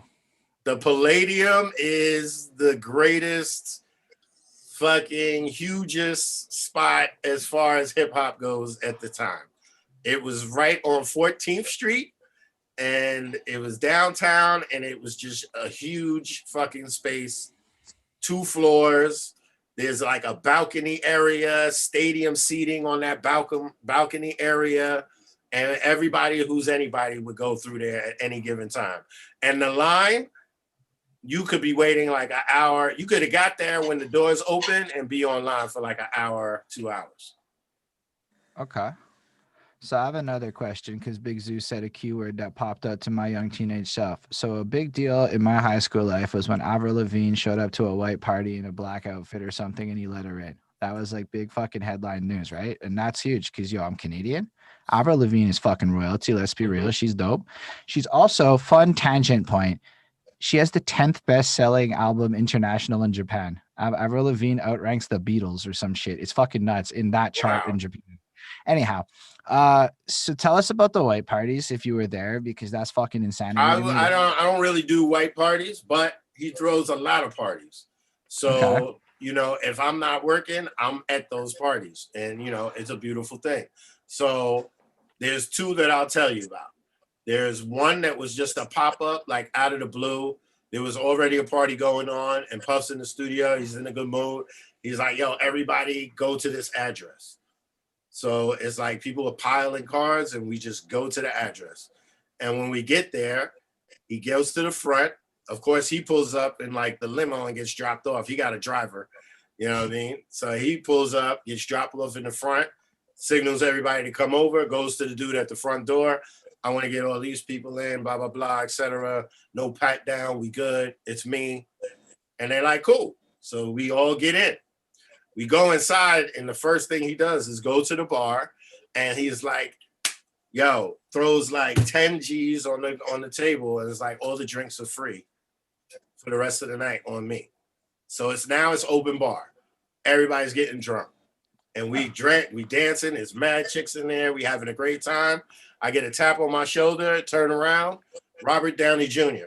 Yo, you got any papers to roll in? And I was like, yeah, actually I do. And I pulled out some papers. And he's like, cool, man. He's with 2 badass black chicks. I'm like, damn, this motherfucker. Like, okay. So I turn around, still chilling with my peoples. He taps me on the shoulder again. Yo, you trying to smoke? And I'm like, you're Robert Downey Jr. Hell no. Like, you know, all the drugs and the shit that you've been through, like, I'm not taking that chance. No offense, but I'm like, yo, you fuck around, and this is a term that we use. I'm gonna wake up in the morning with a cheeseburger in my mouth. You know what I'm saying? Which is a gay reference, like you're gonna end up getting ass fucked and waking up with a pain in your ass. You know what I'm saying? So I was definitely like, no, but I was like, holy shit, it's Robert Downey Jr. You know what I mean? But I found that to be crazy, but that happened a lot. But one of my great moments was also at the Palladium, and I'm with some friends of mine, Zoo included, and Harv Pierre, who is the head A&R basically of Bad Boy. He walks up to me and he's like, yo, man, like, I want to thank you for everything you've done. Like, you're a big part of the family. You've helped us in so many ways, et cetera, et cetera. And I'm like, oh, that's what's up. Like, thank you. And then he walks away. And when he comes back, he's got a bottle of Moet. And this is like $400-500 in the club at that time. And he has it on the bucket of ice with the glasses and everything. And he brings it to me and is like, yo, this is for you. Thank you. Like, and I'm like, oh shit. And in front of your friends, that's crazy. But in front of all of these other people, these women that you don't know, that is even more bananas. And then we're in there chilling and Puff walks up with Bobby Brown and does the same shit. Like, oh, what's up, yo? Brown. And after Bobby he left, then it was like, ding, ding, ding, ding, ding, ding. We were like superstars. all these chicks is like, who the fuck is they? Girl walks up, can I have some Moe? And we're like, nah. Why you ain't let me get no Moe? Yo, but Harv Pierre also very famously sang, I dare you. Yeah. You come for me.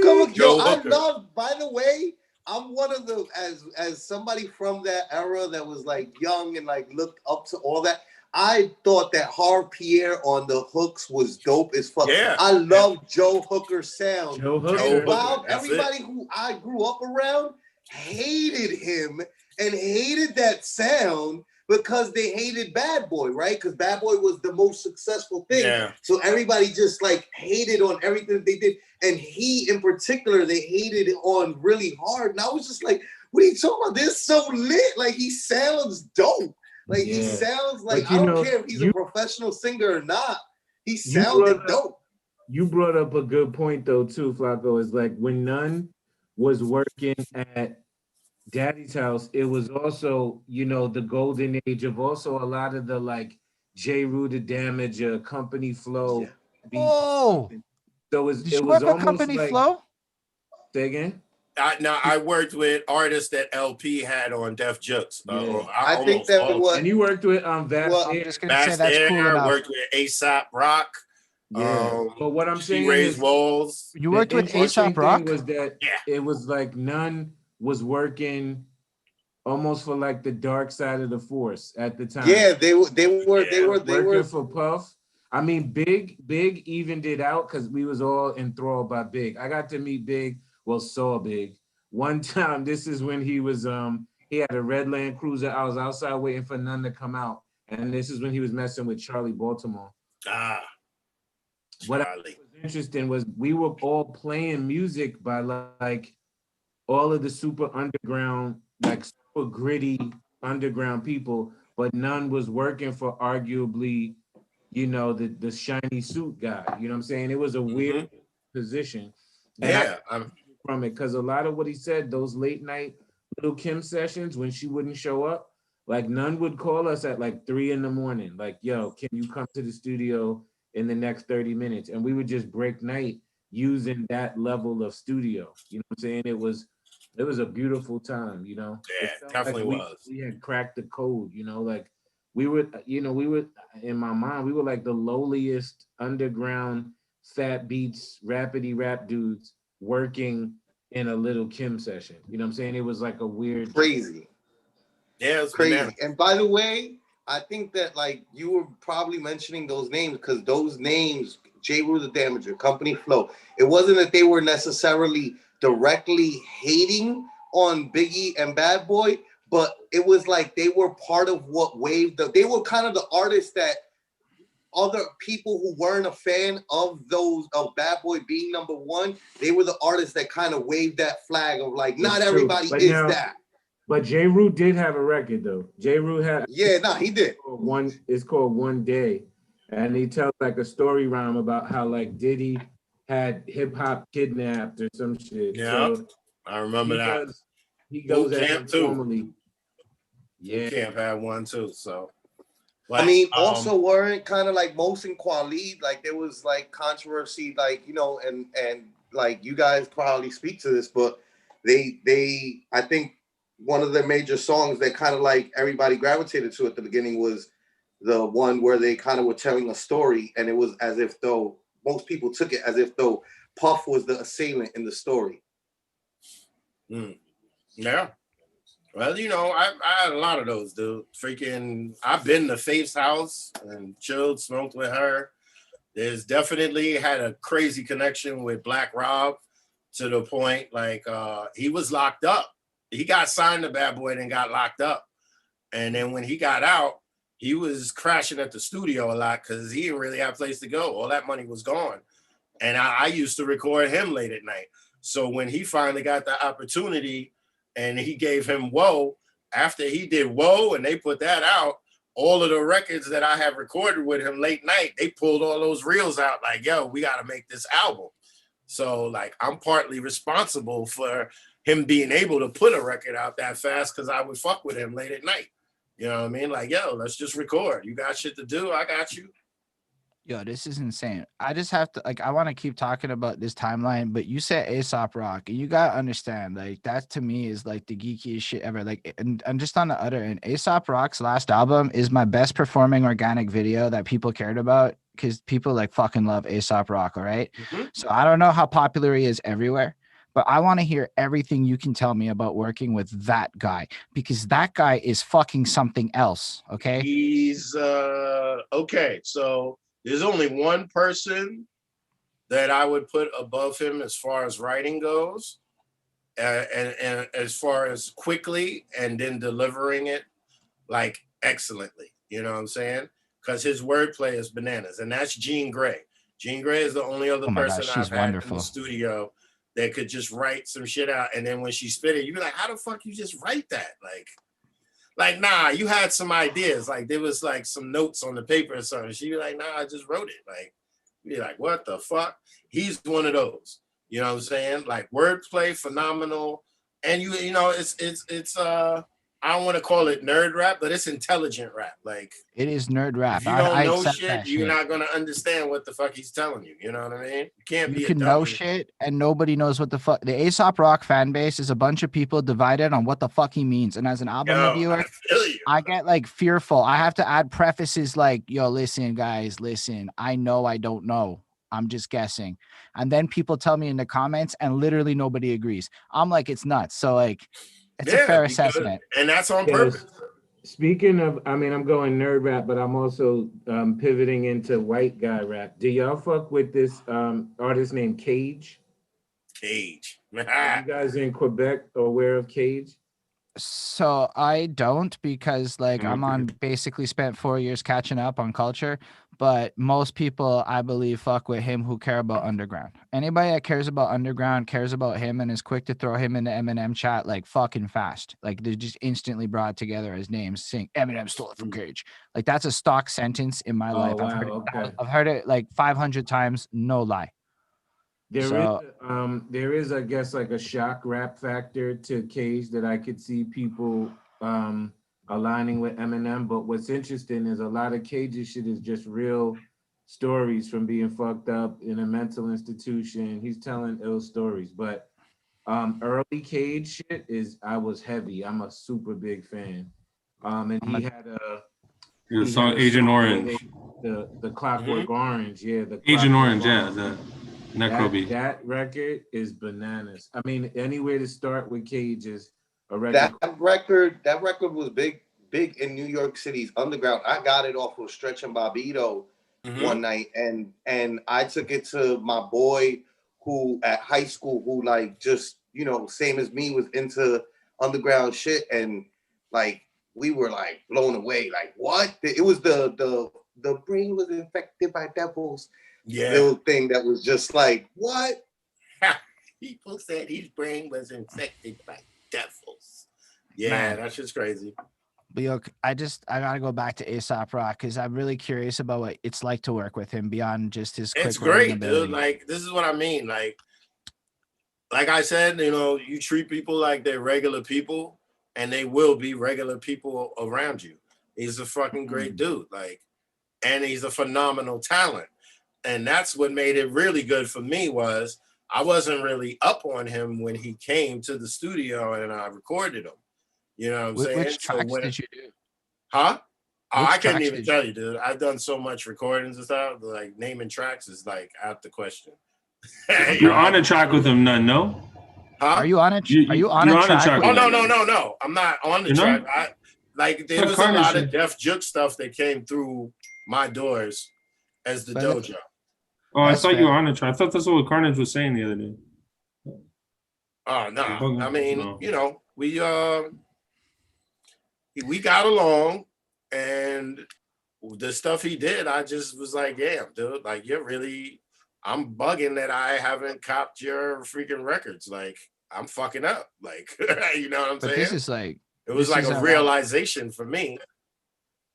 Do you know around what year it was? Like, just the era that this happened? So it had to be around 2005, 2006. Okay. I'm gonna say 2005 though. That's very cool. I appreciate that. Honestly, thank you for sharing, man. Just the fact that you shared that he's able to, come through and do that quick, like you don't understand. Like I honestly thought he took time, right? Because He I just might. I mean, I've done pre-written stuff with him too, but the day he came and wrote something, I was just like, fuck. but the fact that he's able to do what he does like that, and you're vouching that he's number 2 with only Jean Grey being number 1, which is also fucking incredible to share with the internet. You gotta understand, like, this kind of stuff doesn't exist. You try to Google this shit, where the fuck am I gonna find it? It's just not there. I have tried, dude. It doesn't That's a big exist. fact. That's a big fact. And you know what? I want to take a real quick second. Like, that's why I was really adamant about this, because, like, it's really important to just document all of this shit. And, like, there is no documentation. That's why I'm, like, telling you, nuns, like, you got to break down Palladium. You got to break down, because people going to watch. So many. That's the thing. It's like, I've definitely been blessed the whole time.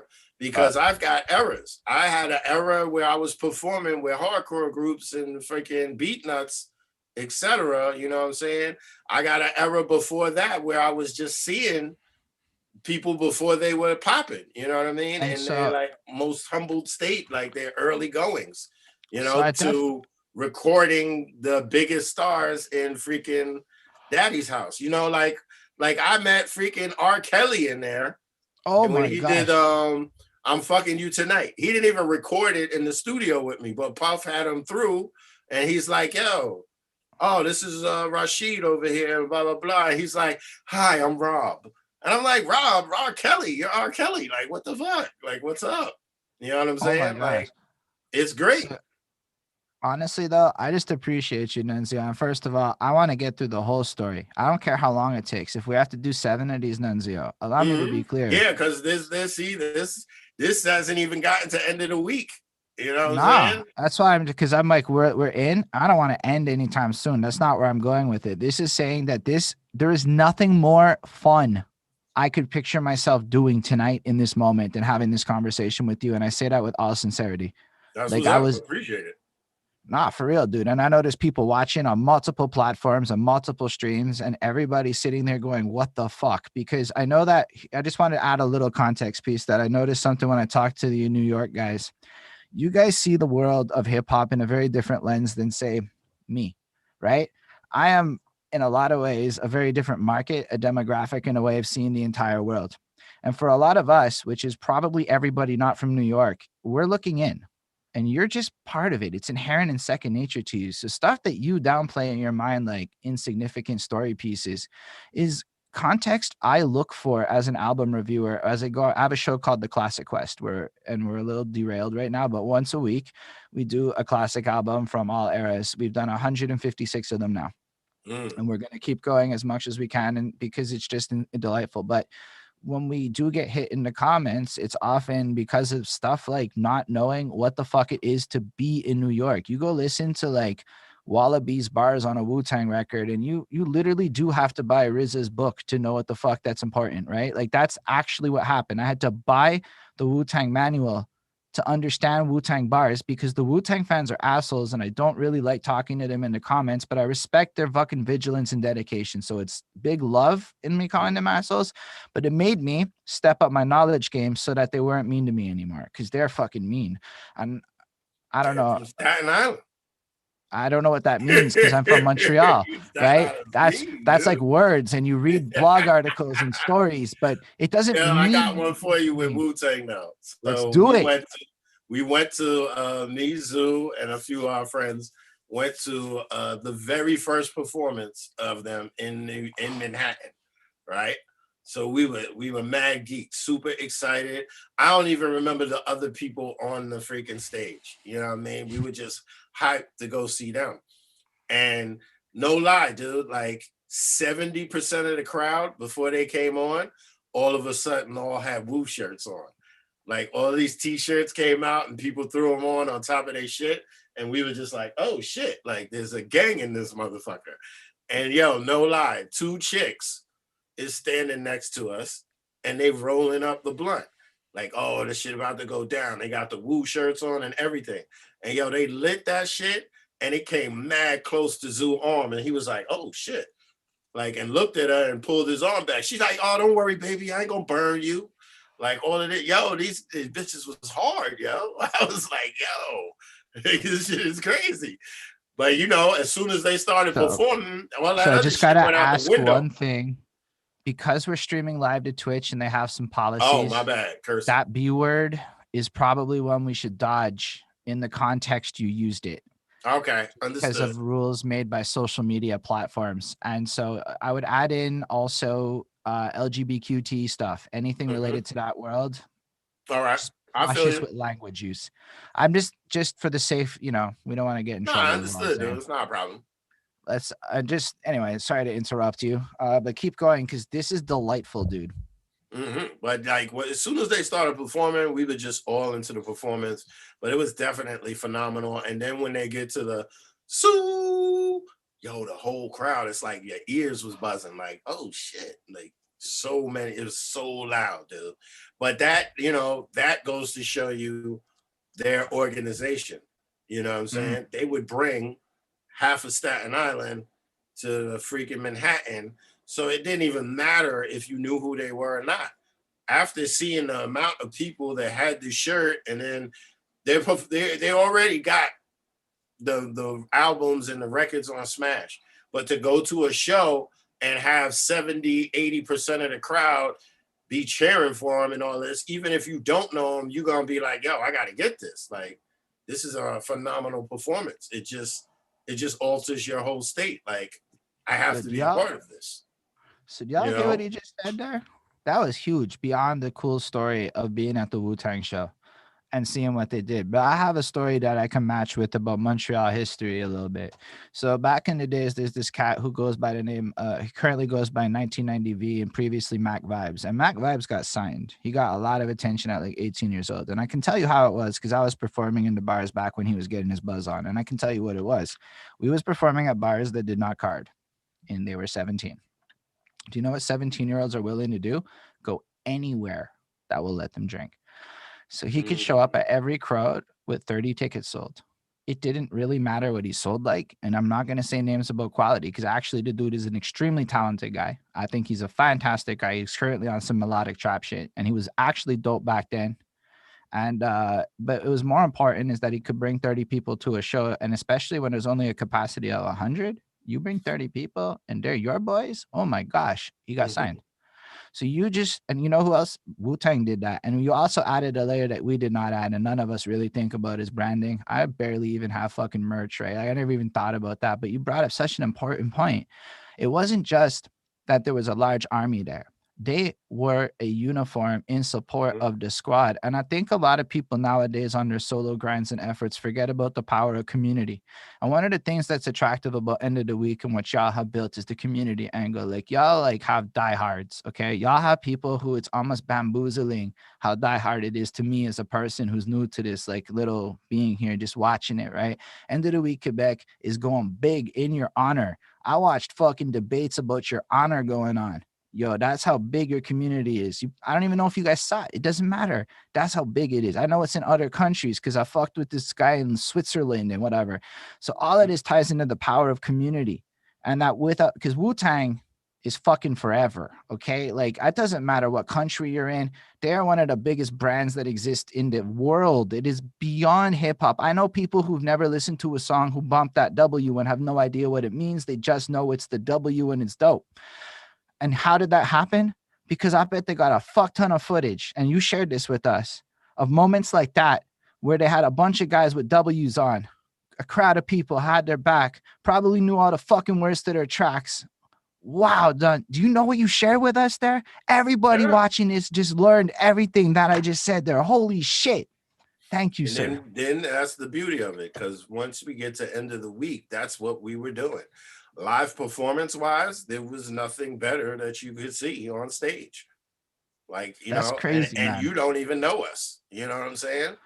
And we were still like the freaking highlight of a freaking show. That's why, like, Rocksteady, you know about Rocksteady? No. Okay, not really. So wow, let's talk about Rocksteady. So just like the Quando's place I was telling you about with Rosie Perez, Rocksteady was the annual outdoor, and it was always outdoors somewhere in New York, and it would have the top ranked, your Fat Joes, you know, MOP. I mean, KRS definitely did one. There's so many names to name, Master Ace, etc. But then you would have the people coming up. So you would see Mos Def and Talib as Black Star before you even knew Oh that my Black Star was word. coming out. You know what I'm saying? And this was an annual event. So we were always geared up to go. I remember that was the first time I saw a Brand Nubian. You know what I'm saying? Okay. Like we were like, well, what is this? We knew who Grand Poopa was, but we didn't know the other two guys. We didn't know who Sadat X was. You know what I'm saying? And it fair, was man. like we saw all of this take place. Lord Jamar, you know what I'm saying? Like you would see so many people. Like definitely, and we said him earlier. Lord Finesse was a staple of that. Oh my You know what I'm gosh. saying? So it was like you would just see the best MCs up and coming as well as established. And then they would be on stage together. So it was the greatest. So, you know, EO Dub, we ended up hosting that. And it No was shit. because that it was pretty much that was how it was with us. You gotta put on a show when people give you their attention, like you gotta keep their attention. And the only way to do that is to be dope. You know what I'm saying? So I do love what you're saying. So I feel like we're definitely gonna have a part 2, and I feel like you yeah, kind we of want should. to talk about end of the week, and we can go back to the Bad Boy era and get more stories in the future. But I want to give love to end of the week. Honestly, I think it's amazing that y'all made this. And is that the next part of the story? Is there something between Bad Boy and end of the week? We should maybe go a little sequentially, but is what comes next after Bad Boy and all of that? Because we're So gonna come this back in is the what I'll future. say before, and we could cut it after that, right? So Bad Boy, great era, made it all the way to 2000, and then this dude Mario Winans had come into the studio. He was using it a lot. I used to do late night sessions with him, but every time Puff would leave, he would leave. So it's like Puff comes in, yo, I need you to finish these 2 songs and do this and do this. And he'd be like, bet. But he's a dude that wants to go out and hang out and party and do all of that. I will give it to him. Skilled musician, definitely taught me the 5 hat trick, which I've mentioned on the Beat Challenge before. But he would leave as soon as Puff was gone and the car was out from in front of the building. He was out the door. Like, I'm going to this party. I'm going to go do this because I can. So eventually, Puff was getting on him about it. And he told Puff it was my fault because I was using the equipment late at night and shit wasn't working. And then he didn't feel like waiting and it would fuck with his whole aura and timing. And he would have to get out of there. You know what I'm saying? So Puff called me in his office and was straight like, look, man, you can't use the equipment no more late at night. And I was like, cool, then I can't work here anymore. And he was like, what? I was like, yo, no offense, but like I get paid nicely and all that. At that time, it was like $40 an hour as an engineer. And that's good money at that time. But I was like, it takes up all my time. And if I can't It's use the also equipment and do me, like it's not really worth it to me. Then I'm just absorbing everything everybody else is doing. You know what I'm saying? And it's like, I got my own shit that I want to do. If I can't do that or express it, then I'd rather not work here. You know what I mean? And he was cool with it. But that's how that relationship ended. But Zoo was getting married in July. And this had happened probably towards the end of May, right before June. So I remember because we did his wedding, you know, and then when he went on vacation, when he came back on his honeymoon, I should say, when he came back, he called me up like, yo, they want me and you to host with these guys Eye to Eye, who we already knew from doing shows. We're the guys of Eye to Eye. Yeah, that's Vice Versus and Prolific One and Ego Trip. You know, there was 3 of them at the time. So they were like, yo, we want you 5 to co-host with each other an open mic. It was the idea of a guy named Joey Ty. Joey Ty also spun at his at Zoo's wedding as the DJ. So when he came back and called me and told me that, I was like, oh, bet, that's what's up. Like, I'm with that. And honestly, like Joey Ty never made it.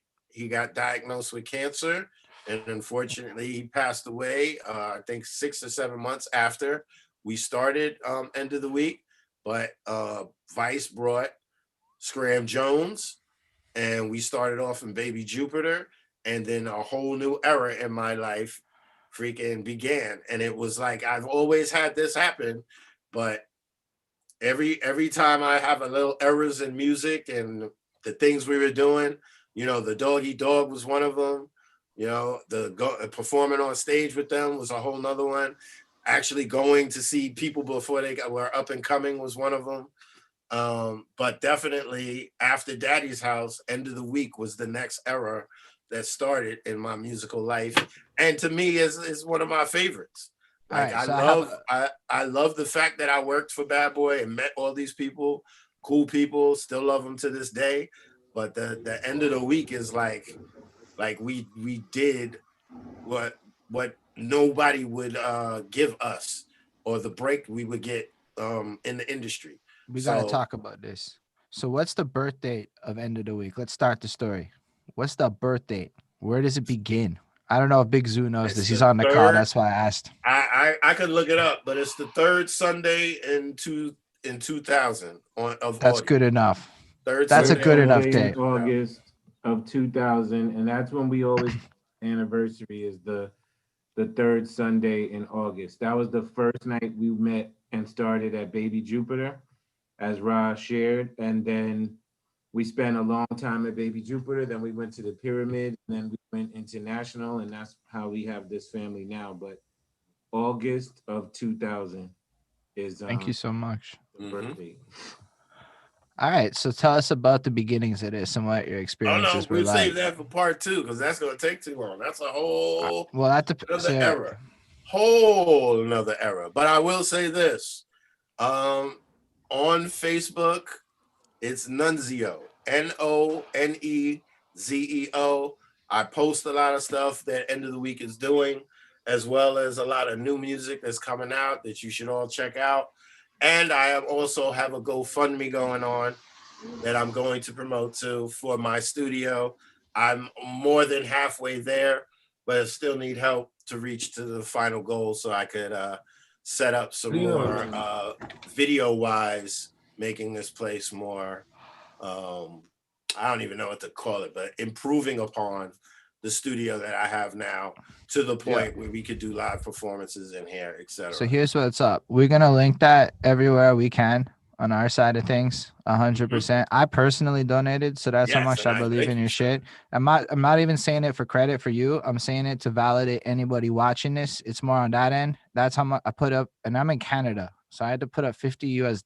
That's extra in Canada, right? Because the number's big difference. But that's how much I believe in your shit, dude. I think you're that talented, and I think you're that cool with it. And I don't know. I just think everyone should put that up because this man is a legend. Yeah, I don't know if you heard the stories that he talked about on this. And again, I don't even want to end the call. I'm happy to keep going as long as you fucking want to keep going, dude.